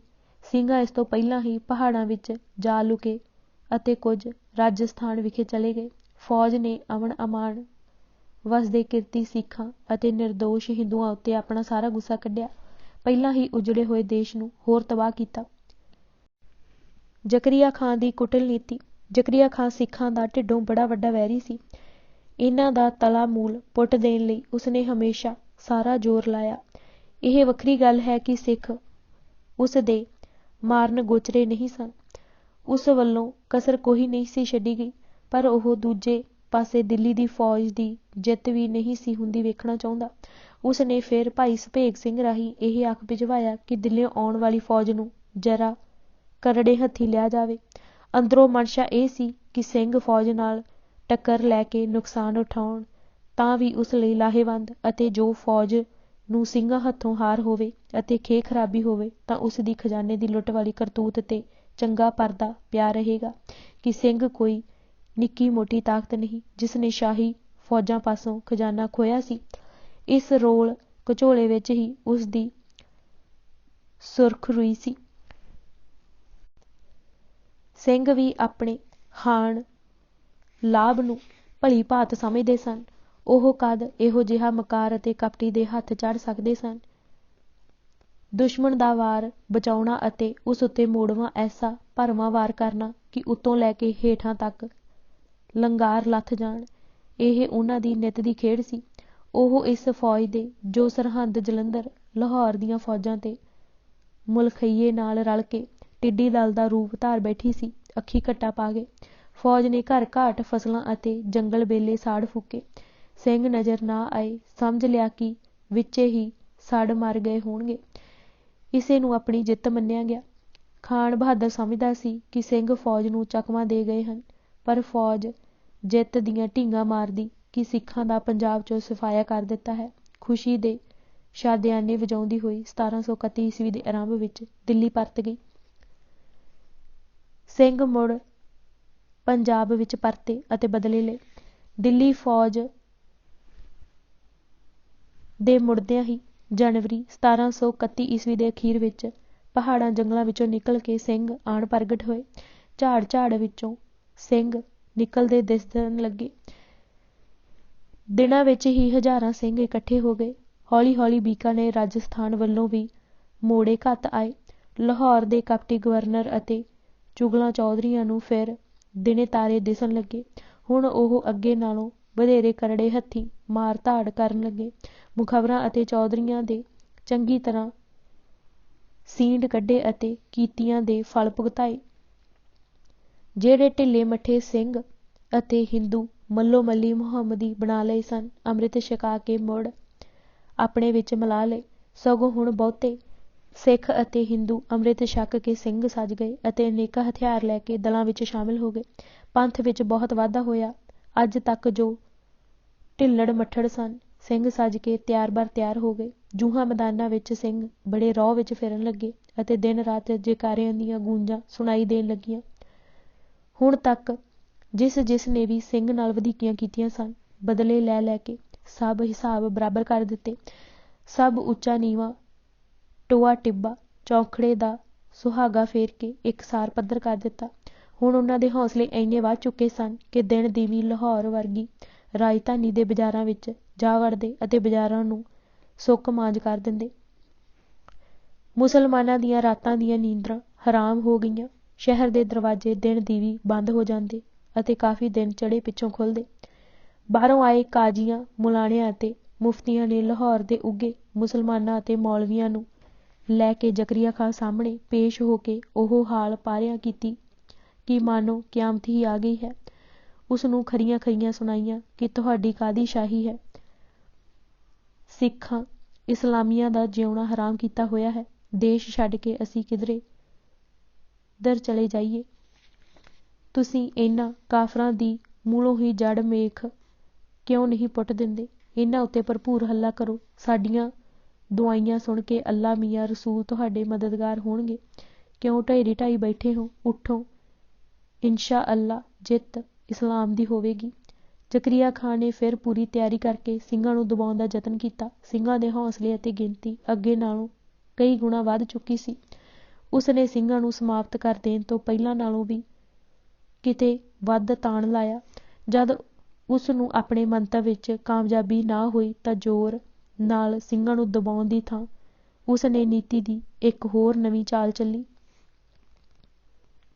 ਸਖਤੀ ਨਾਲ ਨਹੀਂ ਤਾਂ ਨਰਮੀ ਨਾਲ ਸਿੰਘਾਂ ਨੂੰ ਵਸ ਕਰਨਾ ਚਾਹੀਦਾ ਹੈ। ਵੈਰੀ ਜੇ ਤੁਹਾਡੀ ਤਾਕਤ ਨੂੰ ਨਹੀਂ ਮੰਨਦਾ ਤਾਂ ਉਸ ਦੀ ਸ਼ਕਤੀ ਨੂੰ ਪ੍ਰਵਾਨ ਕਰ ਲਵੋ। ਬਾਦਸ਼ਾਹ ਨੂੰ ਰਾਜ਼ੀ ਕਰਕੇ ਸਿੱਖਾਂ ਨੂੰ ਗੁਜ਼ਾਰੇ ਲਈ ਜਗੀਰ ਦੇ ਦਿੱਤੀ ਜਾਵੇ ਤਾਂ ਉਹ ਲੁੱਟਮਾਰ ਕਰਨੀ ਛੱਡ ਦੇਣਗੇ। ਇਸ ਤੋਂ ਬਗੈਰ ਹੋਰ ਭਾਵੇਂ ਕੁਝ ਵੀ ਕਰ ਲਿਆ ਜਾਵੇ, ਉਹ ਮੁਲਕ ਨਹੀਂ ਵਸਣ ਦੇਣਗੇ। ਸਦਾ ਗਦਰ ਮਚਿਆ ਰਹੇਗਾ, ਕਦੀ ਵੀ ਅਮਨ ਅਮਾਨ ਨਹੀਂ ਹੋ ਸਕੇਗਾ। ਸੋ ਇਸ ਨੀਤੀ ਨੂੰ ਅਪਣਾ ਲਿਆ ਜਾਵੇ। ਮੁਗਲ ਸਰਕਾਰ ਵੱਲੋਂ ਪੰਥ ਨਾਲ ਸੁਲ੍ਹਾ ਕਰਨੀ। ਖਾਨ ਬਹਾਦਰ ਸਿੰਘਾਂ ਵਿਰੁੱਧ ਸਾਰਾ ਤਾਣ ਲਾ ਹਟਿਆ ਅਤੇ ਸਿੰਘ ਘਟਣ ਦੀ ਥਾਂ ਵੱਧਦੇ ਗਏ ਤਾਂ ਤਲਵਾਰ ਦਾ ਰਾਹ ਛੱਡ ਕੇ ਸੁਲ੍ਹਾ ਦੀ ਸੋਚੀ। ਉਸ ਨੂੰ ਯਕੀਨ ਹੋ ਗਿਆ ਕਿ ਮੁਲਕ ਤਾਂ ਹੀ ਵਸੇਗਾ ਜੇ ਸਿੰਘ ਵਸਣ ਦੇਣਗੇ। ਫੌਜ ਦੇ ਆਸਰੇ ਸਦਾ ਅਮਨ ਅਮਾਨ ਬਣਿਆ ਨਹੀਂ ਰਹਿਣਾ। ਸੋਚ ਵਿਚਾਰ ਕੇ ਸਿੰਘਾਂ ਨੂੰ ਗੁਜ਼ਾਰੇ ਲਈ ਜਗੀਰ ਆਦਿ ਦੇ ਕੇ ਸੁਲ੍ਹਾ ਸਫਾਈ ਕਰ ਲੈਣ ਦੀ ਅਰਜ਼ੀ ਲਿਖ ਕੇ ਆਪਣੇ ਮੁਤਬਰ ਵਕੀਲ ਰਾਹੀਂ ਬਾਦਸ਼ਾਹ ਪਾਸ ਦਿੱਲੀ ਭੇਜੀ। ਬੜੇ ਜ਼ੋਰਦਾਰ ਸ਼ਬਦਾਂ ਵਿੱਚ ਲਿਖਿਆ ਕਿ 6 ਸਾਲ ਤੱਕ ਮੈਂ ਇਹਨਾਂ ਸਿੱਖਾਂ ਦੇ ਆਹੂ ਲਾ ਛੱਡੇ ਹਨ। ਬੱਚੇ, ਜਵਾਨ, ਬੁੱਢੇ ਜੋ ਹੱਥ ਆਇਆ ਮੌਤ ਦੇ ਘਾਟ ਉਤਾਰ ਦਿੱਤਾ। ਫਸਲਾਂ ਅਤੇ ਘਰ-ਬਾਰ ਸਾੜ ਫੂਕ ਦਿੱਤੇ। ਸਿਰਾਂ ਦੇ ਇਨਾਮ ਦਿੱਤੇ। ਕਿਧਰੇ ਕੋਈ ਸਿੱਖ ਨਜ਼ਰ ਨਹੀਂ ਸੀ ਆਉਂਦਾ। ਪਤਾ ਨਹੀਂ ਰਾਤ ਨੂੰ ਕਿਸ ਅਸਮਾਨ ਤੋਂ ਉਤਰ ਆਉਂਦੇ ਹਨ ਕਿ ਚਾਰ ਚੁਫੇਰੇ ਹਾਹਾਕਾਰ ਮੱਚ ਜਾਂਦੀ ਹੈ। ਫੌਜ ਮਗਰ ਪਵੇ ਤਾਂ ਅੱਗੋਂ ਕੋਈ ਨਜ਼ਰ ਨਹੀਂ ਆਉਂਦਾ। ਲੱਗਦਾ ਆ ਕਿ ਅੱਲਾ ਪਾਕ ਆਪ ਇਹਨਾਂ ਦੀ ਮਦਦ 'ਤੇ ਹੈ। ਅੱਲਾ ਪਾਕ ਵਿਰੁੱਧ ਸਾਡੀ ਫੌਜ ਕਿਵੇਂ ਪੁੱਗ ਸਕਦੀ ਹੈ? ਖਜ਼ਾਨੇ ਖਾਲੀ ਹੋ ਗਏ ਹਨ। ਫੌਜ ਇਹਨਾਂ ਮਗਰ ਪੈ ਕੇ ਲੜ ਲੜ ਕੇ ਹਫ ਗਈ ਹੈ। ਉਲਟਾ ਸਾਡਾ ਨੁਕਸਾਨ ਹੁੰਦਾ ਰਿਹਾ ਹੈ। ਇਹਨਾਂ ਦਾ ਕੁਝ ਨਹੀਂ ਵਿਗੜਿਆ, ਸਗੋਂ ਇਹਨਾਂ ਦੀ ਗਿਣਤੀ ਵਿੱਚ ਵਾਧਾ ਹੋ ਰਿਹਾ ਹੈ। ਪੰਜਾਬ ਵਿੱਚ ਕੁਝ ਨਾ ਰਿਹਾ ਤਾਂ ਫਿਰ ਇਹ ਦਿੱਲੀ ਵੱਲ ਹੀ ਵਾਂਗਾਂ ਮੋੜਨਗੇ। ਬਾਦਸ਼ਾਹ ਸਲਾਮਤ ਸਮਾਂ ਨਾ ਗਵਾਓ, ਪਹਿਲਾਂ ਹੀ ਪੇਸ਼ਬੰਦੀ ਕਰ ਲੈਣ। ਫੌਜਾਂ ਨਾਲ ਨਹੀਂ ਸਗੋਂ ਸੁਲਾਹ ਕਰਕੇ। ਮੇਰੀ ਨਜ਼ਰ ਵਿੱਚ ਹੋਰ ਕੋਈ ਚਾਰਾ ਨਹੀਂ। ਇਸ ਵਿੱਚ ਦੇਰੀ ਨਾ ਲਾਈ ਜਾਵੇ, ਸਗੋਂ ਜਿੰਨਾ ਜਲਦੀ ਹੋ ਸਕੇ ਕੀਤਾ ਜਾਵੇ। ਇਸੇ ਵਿੱਚ ਭਲਾ ਹੈ। ਮੇਰੀ ਸਲਾਹ ਹੈ ਕਿ ਇਹਨਾਂ ਨੂੰ ਪਹਿਲਾਂ ਵਾਂਗ ਜਗੀਰ, ਜਿਸ ਨਾਲ ਇਹਨਾਂ ਦਾ ਖਰਚ ਚੱਲ ਸਕੇ, ਦੇ ਕੇ ਟਿਕਾ ਲਿਆ ਜਾਵੇ। ਮੁਲਕ ਵਸਦਾ ਰਹੇਗਾ। ਜੇ ਜਗੀਰ ਆਦਿ ਤੋਂ ਇਹਨਾਂ ਵਿੱਚ ਆਪਸੀ ਫੁੱਟ ਪੈ ਗਈ ਤਾਂ ਫੜ ਕੇ ਅਸੀਂ ਮਾਰ ਲਵਾਂਗੇ। ਆਪਸ ਵਿੱਚ ਪਾਟੋ ਲੀਰ ਹੋਇਆਂ ਨੂੰ ਮਾਰਨਾ ਬਹੁਤ ਔਖਾ ਨਹੀਂ। ਜੇ ਇਹਨਾਂ ਵਿੱਚ ਇਕੱਠ ਕਾਇਮ ਰਹੇ ਤਾਂ ਫਿਰ ਕੋਈ ਦੁਨੀਆ ਦੀ ਤਾਕਤ ਇਹਨਾਂ ਨੂੰ ਖਤਮ ਨਹੀਂ ਕਰ ਸਕਦੀ। ਮੇਰਾ ਅਤੇ ਅੱਬਾ ਹਜ਼ੂਰ ਦਾ ਇਹੋ ਤਜਰਬਾ ਹੈ। ਬਾਦਸ਼ਾਹ ਸਲਾਮਤ, ਇਹ ਜੰਗਲ ਦੀ ਅੱਗ ਹੈ। ਛੇਤੀ ਨਾਲ ਇਸ ਨੂੰ ਪੰਜਾਬ ਵਿੱਚ ਹੀ ਰੋਕ ਕੇ ਠੰਡਾ ਕਰ ਲਓ, ਨਹੀਂ ਤਾਂ ਆਪਾਂ ਸਭ ਇਸ ਵਿੱਚ ਭੁੱਜ ਮਰਾਂਗੇ। ਮੁਹੰਮਦ ਸ਼ਾਹ ਰੰਗੀਲਾ ਬੜੀ ਕਮਜ਼ੋਰ ਬਿਰਤੀ ਦਾ ਆਦਮੀ ਸੀ। 7 ਸਾਲ ਨਜ਼ਰਬੰਦ ਰਿਹਾ ਅਤੇ ਉਹ ਉੱਚੀ ਵਿੱਦਿਆ ਪ੍ਰਾਪਤ ਨਾ ਕਰ ਸਕਿਆ, ਜਿਸ ਦੀ ਤਖ਼ਤ ਤਾਜ ਦੇ ਮਾਲਕ ਨੂੰ ਅਤੀ ਲੋੜ ਹੁੰਦੀ ਹੈ। ਇਹ ਜਨਾਨਖਾਨੇ ਵਿੱਚ ਹੀ ਪਲਿਆ ਅਤੇ ਜਨਾਨੀਆਂ ਵਾਲੇ ਡਰਾਕਲ ਸੁਭਾਅ ਦਾ ਹੀ ਸੀ। ਪੱਕਾ ਅਫੀਮੀ ਅਤੇ ਹਰ ਵੇਲੇ ਮਹਿਲਾਂ ਵਿੱਚ ਹੀ ਵੜਿਆ ਰਹਿੰਦਾ ਸੀ। ਡੂਮਾਂ, ਭੰਡਾਂ ਅਤੇ ਮਸਖਰਿਆਂ ਵਿੱਚ ਹੀ ਖੁਸ਼ ਰਹਿੰਦਾ ਸੀ। ਇਹ ਲੋਕ ਹੀ ਇਸ ਦੁਆਲੇ ਝੁਰਮੁੱਟ ਪਾਈ ਰੱਖਦੇ। ਵੱਡੇ ਵੱਡੇ ਸ਼ਾਹੀ ਅਹੁਦਿਆਂ 'ਤੇ ਇਹ ਡੂਮ, ਭੰਡ ਅਤੇ ਸ਼ੋਧੀ ਕਿਸਮ ਦੇ ਲੋਕ ਲਾ ਦਿੱਤੇ। ਸਿਆਣੇ, ਤਜਰਬਾਕਾਰ ਅਤੇ ਹਕੂਮਤ ਦੇ ਸੱਚੇ ਖੈਰਖਾਹ ਪਾਸੇ ਹੋ ਕੇ ਘਰੀਂ ਬੈਠ ਗਏ। ਸ਼ਾਹੀ ਦਰਬਾਰ ਹਾਸੇ ਠੱਠੇ ਅਤੇ ਹਿਜੜਿਆਂ ਦੀ ਧਮਾ ਚੌਂਕੜੀ ਦਾ ਅਖਾੜਾ ਬਣ ਕੇ ਰਹਿ ਗਿਆ। ਭਲਾ ਅਮਲੀ ਜਾਂ ਨਸ਼ਈ ਵੀ ਕਿਸੇ ਕੰਮ ਵਿੱਚ ਪੁੱਗ ਸਕਦੇ ਹਨ। ਫਿਰ ਬਾਦਸ਼ਾਹੀ ਚਲਾਉਣੀ ਤਾਂ ਬੜੀ ਹੀ ਔਖੀ ਘਾਟੀ ਹੈ। ਬਾਦਸ਼ਾਹ ਨੂੰ ਆਪਣੇ ਨਸ਼ੇ ਅਤੇ ਰੰਗ ਤਮਾਸ਼ੇ ਨਾਲ ਹੀ ਗਰਜ ਸੀ। ਮੁਲਕ ਭੱਠ ਵਿੱਚ ਪਵੇ। ਸੱਚੀ ਗੱਲ ਤਾਂ ਇਹ ਹੈ ਕਿ ਇਹ ਆਦਮੀ ਬਾਦਸ਼ਾਹਤ ਦੇ ਲਾਇਕ ਹੀ ਨਹੀਂ ਸੀ। ਅਰਜ਼ੀ ਵਿੱਚ ਜ਼ਕਰੀਆ ਖਾਂ ਨੇ ਇੱਕ ਹੋਰ ਫਾਨਾ ਵੀ ਲਾਇਆ ਸੀ। ਉਸਨੇ ਕਿਹਾ ਸੀ ਕਿ ਨਾਦਰ ਸ਼ਾਹ ਈਰਾਨ ਉੱਤੇ ਕਬਜ਼ਾ ਕਰ ਚੁੱਕਾ ਹੈ। ਅਜੇ ਤਾਂ ਉਹ ਆਪਣੇ ਘਰੋਗੀ ਝਮੇਲਿਆਂ ਨੂੰ ਨਜਿੱਠਣ ਵਿੱਚ ਰੁੱਝਾ ਹੈ। ਜਦ ਉੱਧਰੋਂ ਵਿਹਲਾ ਹੋ ਗਿਆ ਤਾਂ ਆਪਣੀ ਤਾਕਤ ਲੋੜੀਂਦੀ ਵਧਾ ਲਈ ਤਾਂ ਉਹ ਲਾਜ਼ਮੀ ਹਿੰਦੁਸਤਾਨ 'ਤੇ ਹਮਲਾ ਕਰੇਗਾ। ਜੇ ਆਇਆ ਤਾਂ ਉਹ ਉਸ ਵੇਲੇ ਵੈਰੀ ਦੀ ਬਾਂਹ ਨਾਲ ਸੱਪ ਮਾਰਨ ਵਾਂਗ ਸਿੰਘਾਂ ਨੂੰ ਉਸ ਅੱਗੇ ਝੋਕ ਦਿਆਂਗੇ। ਜਿਸ ਤਰ੍ਹਾਂ ਵੀ ਹੋ ਸਕੇ ਇਹ ਜੰਗਜੂ ਕੌਮ ਨੂੰ ਆਪਣਾ ਹਿਮਾਇਤੀ ਬਣਾ ਕੇ ਰੱਖਣਾ ਚਾਹੀਦਾ ਹੈ। ਨਾਦਰ ਸ਼ਾਹ ਅੱਗੇ ਹੋਰ ਕਿਸੇ ਨਹੀਂ ਖੜ੍ਹੇ ਹੋਣਾ, ਸਿਰਫ ਇਹੋ ਅੜਨਗੇ। ਅੱਗੇ ਹਜ਼ੂਰ ਦੀ ਮਰਜ਼ੀ ਹੈ। ਹੋਣਾ ਤਾਂ ਉਹ ਹੈ ਜਿਸ ਦਾ ਆਪ ਵੱਲੋਂ ਹੁਕਮ ਹੋਵੇਗਾ। ਜ਼ਕਰੀਆ ਖਾਂ ਦੀ ਚਿੱਠੀ ਪੜ੍ਹ ਕੇ ਬਾਦਸ਼ਾਹ ਨੇ ਆਪਣੇ ਵਜ਼ੀਰਾਂ ਦੀ ਸਲਾਹ ਪੁੱਛੀ। ਸਿੰਘਾਂ ਦੇ ਹੱਠ, ਸਿਰੜ, ਨਿਰਭੈਤਾ, ਯੁੱਧ ਸ਼ਕਤੀ ਅਤੇ ਮੌਤ ਨਾਲ ਮਖੌਲਾਂ ਕਰਨ ਦੇ ਕਿੱਸੇ ਤਾਂ ਸ਼੍ਰੀ ਅਨੰਦਪੁਰ ਸਾਹਿਬ ਦੇ ਯੁੱਧਾਂ ਸਮੇਂ ਤੋਂ ਹੀ ਹਰ ਛੋਟੇ ਵੱਡੇ ਦੀ ਜ਼ੁਬਾਨ 'ਤੇ ਸਨ। ਬੰਦਾ ਸਿੰਘ ਦੀਆਂ ਲੜਾਈਆਂ ਨੂੰ ਯਾਦ ਕਰਕੇ ਤਾਂ ਅੱਜ ਵੀ ਖੱਬੀ ਖਾਂ ਦੀ ਰੂਹ ਕੰਬ ਉੱਠਦੀ ਸੀ। ਸਿੰਘਾਂ ਦੀ ਤਾਕਤ ਦਾ ਸਾਰਿਆਂ ਨੂੰ ਅਨੁਭਵ ਸੀ। ਉਹ ਸਾਰੇ ਸਿੰਘਾਂ ਦੀ ਤਾਕਤ ਦਾ ਚਮਤਕਾਰ ਬਾਦਸ਼ਾਹ ਨੂੰ ਅੱਖੀਂ ਦਿਖਾਉਣਾ ਚਾਹੁੰਦੇ ਸਨ। ਨਾਲ ਹੀ ਰੰਗ ਤਮਾਸ਼ਾ ਵੀ ਹੋ ਜਾਵੇਗਾ, ਕਿਉਂਕਿ ਜੈਸਾ ਬਾਦਸ਼ਾਹ ਤੈਸੇ ਉਸ ਦੇ ਸਲਾਹਕਾਰ। ਬਾਦਸ਼ਾਹ ਦੀ ਪੁੱਛ ਦੇ ਜਵਾਬ ਵਿੱਚ ਕਿਹਾ ਕਿ ਹਜ਼ੂਰ ਹੱਥ ਨੂੰ ਕੰਗਣ ਤਾਂ ਆਰਸੀ ਕੀ। ਸਿੰਘਾਂ ਦੀ ਭੰਡਾਂ ਪਾਸੋਂ ਨਕਲ ਕਰਵਾ ਕੇ ਆਪ ਵੇਖ ਲਵੋ ਕਿ ਇਹ ਲੋਕ ਕਿਸ ਮਿੱਟੀ ਦੇ ਬਣੇ ਹਨ ਅਤੇ ਕੀ ਕੁਝ ਕਰ ਗੁਜ਼ਰਨ ਦੀ ਸਮਰੱਥਾ ਰੱਖਦੇ ਹਨ। ਸੋ ਝੱਟ ਹੁਕਮ ਹੋਇਆ। ਭੰਡਾਂ ਨੇ ਐਸੀ ਢੁਕਵੀਂ ਨਕਲ ਕੀਤੀ ਕਿ ਬਾਦਸ਼ਾਹ ਅਸ਼-ਅਸ਼ ਕਰ ਉੱਠਿਆ। ਦਰਬਾਰ ਵਿੱਚ ਹੀ ਵਾਹ-ਵਾਹ ਕਰਦਾ ਹੋਇਆ ਕਹਿਣ ਲੱਗਾ, ਜਿਨ੍ਹਾਂ ਦੀ ਨਕਲ ਇਹ ਹੈ, ਅਸਲੋਂ ਕੀ ਹੋਣਗੇ। ਸੋ ਇਸ ਨਕਲ ਦਾ ਬਾਦਸ਼ਾਹ ਦੇ ਦਿਲ 'ਤੇ ਡੂੰਘਾ ਅਸਰ ਹੋਇਆ। ਉਸਨੇ ਜ਼ਕਰੀਆ ਖਾਂ ਨੂੰ ਲਿਖਤੀ ਭੇਜਿਆ ਕਿ ਸਿੰਘਾਂ ਨੂੰ ਜਗੀਰ ਨਾਲ ਖੁਸ਼ ਕਰਕੇ ਆਪਣੇ ਨਾਲ ਰੱਖਿਆ ਜਾਵੇ। 1 ਲੱਖ ਦੀ ਜਗੀਰ, ਇੱਕ ਖਿਲਅਤ ਅਤੇ ਨਵਾਬੀ ਦਾ ਬਹੁਤ ਕੀਮਤੀ ਖਿਤਾਬ ਖਾਲਸਾ ਪੰਥ ਨੂੰ ਬਾਦਸ਼ਾਹ ਵੱਲੋਂ ਖਾਨ ਬਹਾਦਰ ਪਾਸ ਭੇਜਿਆ ਜਾਵੇ। ਖਾਨ ਬਹਾਦਰ ਨੇ ਸਰਦਾਰ ਸੁਭੇਗ ਸਿੰਘ ਝੰਬਰ ਨੂੰ ਆਪਣਾ ਵਕੀਲ ਬਣਾ ਕੇ ਉਹ ਖਿਲਅਤ, ਖਿਤਾਬ, ਜਗੀਰ ਦੀ ਸਨਦ ਆਦਿ ਦੇ ਕੇ ਵਿਸਾਖ ਸੰਮਤ 1790 ਬਿਕਰਮੀ ਨੂੰ ਸਿੰਘਾਂ ਪਾਸ ਭੇਜਿਆ। ਨਾਲ ਹੀ ਇਹ ਬੇਨਤੀ ਕੀਤੀ ਕਿ ਇਹ ਜਗੀਰ ਲੈ ਕੇ ਹੁਣ ਕੋਈ ਸਿੰਘ ਲੁੱਟਮਾਰ ਨਾ ਕਰੇ। ਵਿਸਾਖ ਮਨਾਉਣ ਲਈ ਸਿੰਘ ਸ਼੍ਰੀ ਅੰਮ੍ਰਿਤਸਰ ਸਾਹਿਬ ਇਕੱਠੇ ਹੋਏ ਸਨ। ਖਿਲਅਤ ਅਤੇ ਨਵਾਬੀ ਦੀ ਸਨਦ ਲੈ ਕੇ ਸਰਦਾਰ ਸੁਭੇਗ ਸਿੰਘ ਝੰਬਰ ਸਿੰਘਾਂ ਪਾਸ ਪਹੁੰਚਿਆ। ਪਹਿਲਾਂ ਉਸ ਨੂੰ ਤਨਖਾਹ ਲਾਈ ਗਈ ਸੀ ਕਿ ਉਹ ਜ਼ਕਰੀਆ ਖਾਨ ਵਰਗੇ ਜਾਬਰ ਹਾਕਮ, ਜੋ ਮੁਗਲਾਂ ਦੇ ਪੰਜਾਬ ਵਿੱਚ ਰਾਜ ਦਾ ਥੰਮ੍ਹ ਹੈ, ਦਾ ਮਿਲਾਪੀ ਹੈ। ਉਹ ਪੰਥ ਦਾ ਵੈਰੀ ਹੈ। ਉਸ ਦੇ ਮਿਲਾਪੀ ਜਾਂ ਸਾਂਝ ਰੱਖਣ ਵਾਲੇ ਨਾਲ ਵੀ ਸਾਡੀ ਦੁਸ਼ਮਣੀ ਹੈ। ਲਾਈ ਤਨਖਾਹ ਉਸ ਨੇ ਸਿਰ ਨੀਵਾਂ ਕਰਕੇ ਕਬੂਲ ਕੀਤੀ ਸੀ ਅਤੇ ਉਸੇ ਵੇਲੇ ਹਾਜ਼ਰ ਕਰ ਦਿੱਤੀ। ਨਾਲ ਹੀ 5000 ਜੋ ਖਾਨ ਬਹਾਦਰ ਨੇ ਦੇਗ ਲਈ ਭੇਟਾ ਭੇਜੀ ਸੀ, ਨਿਮਰਤਾ ਨਾਲ ਅੱਗੇ ਢੇਰੀ ਕਰ ਦਿੱਤੀ। ਫਿਰ ਸਰਦਾਰ ਸੁਭੇਗ ਸਿੰਘ ਨੇ ਆਪਣੇ ਆਉਣ ਦਾ ਮੁੱਦਾ ਦੱਸਿਆ। ਬਾਦਸ਼ਾਹ ਵੱਲੋਂ ਨਵਾਬੀ ਦੇ ਖਿਤਾਬ ਦੀ ਸਨਦ ਅਤੇ ਖਿਲਅਤ ਆਦਿ 1 ਲੱਖ ਦੀ ਜਗੀਰ ਸਿੰਘਾਂ ਦੇ ਗੁਜ਼ਾਰੇ ਲਈ 19 ਪਿੰਡ ਹਰਿਮੰਦਰ ਸਾਹਿਬ ਨੂੰ ਭੇਟ ਕੀਤੇ ਗਏ ਸਨ। ਉਹਨਾਂ ਦੀ ਲਿਖਤ ਪੇਸ਼ ਹੋਈ। ਜਗੀਰ ਵਿੱਚ ਦਿੱਤੇ ਜਾਣ ਵਾਲੇ ਪਿੰਡ ਸਨ ਝਬਾਲ, ਦੀਪਾਲਪੁਰ ਅਤੇ ਕੰਗਣਪੁਰ ਪਾਕ ਪਟਣ ਲੱਗੇ। ਇਹ ਪਿਛਲੇ ਦੋਵੇਂ ਪਿੰਡ ਜੋ ਬੜੇ ਤਕੜੇ ਕਸਬੇ ਹਨ ਹੁਣ ਪਾਕਿਸਤਾਨ ਵਿੱਚ ਹਨ। ਪੰਥ ਵਿੱਚ ਉਸ ਵੇਲੇ ਨਾਮਵਰ ਅਤੇ ਮੁਖੀ ਸਿੰਘ ਇਹ ਸਨ: ਦੀਵਾਨ ਦਰਬਾਰਾ ਸਿੰਘ, ਕਪੂਰ ਸਿੰਘ, ਦੀਪ ਸਿੰਘ ਸ਼ਹੀਦ, ਰਾਮ ਸਿੰਘ, ਦੇਵਾ ਸਿੰਘ, ਈਸ਼ਵਰ ਸਿੰਘ, ਜੱਸਾ ਸਿੰਘ ਰਾਮਗੜੀਆ, ਹਰੀ ਸਿੰਘ ਹਜੂਰੀ, ਕਰਮ ਸਿੰਘ, ਬੁੱਢਾ ਸਿੰਘ ਸ਼ੁਕਰ ਚੱਕੀਆ, ਗਰਜਾ ਸਿੰਘ ਆਦਿਕ। ਛੋਟੇ ਵੱਡੇ ਜਥੇਦਾਰਾਂ ਦੀ ਗਿਣਤੀ 32 ਸੀ। ਉਹ ਚਾਂਦੀ ਦੀ ਵੱਡੀ ਸਾਰੀ ਕਿਸ਼ਤੀ ਅਰਧ ਦਾਇਰੇ ਦੀ ਸ਼ਕਲ ਵਿੱਚ ਬੈਠੇ ਸਰਦਾਰਾਂ ਮੂਹਰੇ ਰੱਖ ਕੇ ਸੁਭੇਗ ਸਿੰਘ ਨੇ ਕੁਝ ਇਸ ਤਰ੍ਹਾਂ ਬੇਨਤੀ ਕੀਤੀ: ਦਿੱਲੀ ਅਤੇ ਲਾਹੌਰ ਦੀ ਮੁਗਲ ਸਰਕਾਰ ਪੰਥ ਨਾਲ ਸੁਲ੍ਹਾ ਕਰਨੀ ਚਾਹੁੰਦੀ ਹੈ। ਉਹਨਾਂ ਬੜੇ ਸਤਿਕਾਰ ਨਾਲ ਪੰਥ ਵਾਸਤੇ 1 ਲੱਖ ਰੁਪਏ ਸਾਲ ਦੀ ਜਗੀਰ, ਖਿਲਾਇਤ ਅਤੇ ਨਵਾਬੀ ਦਾ ਖਿਤਾਬ ਭੇਜਿਆ ਹੈ। ਪੰਥ ਉਦਾਰ ਚਿੱਤ ਹੋ ਕਿਰਪਾ ਕਰਕੇ ਇਸ ਭੇਟਾ ਨੂੰ ਪ੍ਰਵਾਨ ਕਰੇ। ਸੁਲ੍ਹਾ ਦੀ ਦਰਖਾਸਤ ਮਨਜ਼ੂਰ ਕੀਤੀ ਜਾਵੇ। ਉਸ ਵੇਲੇ ਦੀਵਾਨ ਦਾ ਜਥੇਦਾਰ ਸਰਦਾਰ ਦਰਬਾਰਾ ਸਿੰਘ ਸੀ, ਜਿਸ ਨੂੰ ਸਾਰੇ ਪੰਥ ਵਿੱਚ ਸਿਰਮੌਰ ਹਸਤੀ ਮੰਨਿਆ ਜਾਂਦਾ ਸੀ। ਉਹਨੇ ਪੰਥ ਦੇ ਬਾਕੀ ਸਰਦਾਰਾਂ ਤੋਂ ਰਾਏ ਪੁੱਛੀ। ਬਹੁ ਗਿਣਤੀ ਨੇ ਅਪਰਵਾਨਗੀ ਦੀ ਸਲਾਹ ਦਿੱਤੀ। ਦੀਵਾਨ ਦਰਬਾਰਾ ਸਿੰਘ ਨੇ ਕਿਹਾ, ਤੁਰਕਾਂ ਵੱਲੋਂ ਭੇਜੀ ਕੋਈ ਵੀ ਚੀਜ਼ ਪੰਥ ਪ੍ਰਵਾਨ ਨਹੀਂ ਕਰੇਗਾ। ਜੋ ਲਵਾਂਗੇ ਤੇਗ ਦੇ ਜ਼ੋਰ ਤੇ ਲਵਾਂਗੇ। ਅਸਾਂ ਤਾਂ ਗੁਰੂ ਮਹਾਰਾਜ ਦੇ ਬਚਨ ਅਨੁਸਾਰ ਹੰਨੇ ਕਾਠੀ ਕਾਠੀ ਰਾਜ ਕਾਇਮ ਕਰਨਾ ਹੈ। ਬਾਦਸ਼ਾਹੀ ਛੱਡ ਕੇ ਨਵਾਬੀ ਖਰਾਬੀ ਕਿਉਂ ਲਈਏ?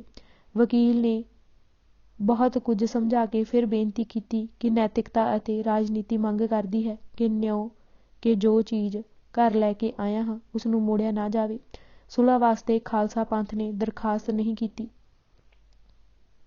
ਸਗੋਂ ਸਰਕਾਰ ਨੇ ਪੰਥ ਤੋਂ ਡਰ ਕੇ ਇਹ ਨਜ਼ਰਾ ਭੇਟ ਕੀਤੀ ਹੈ।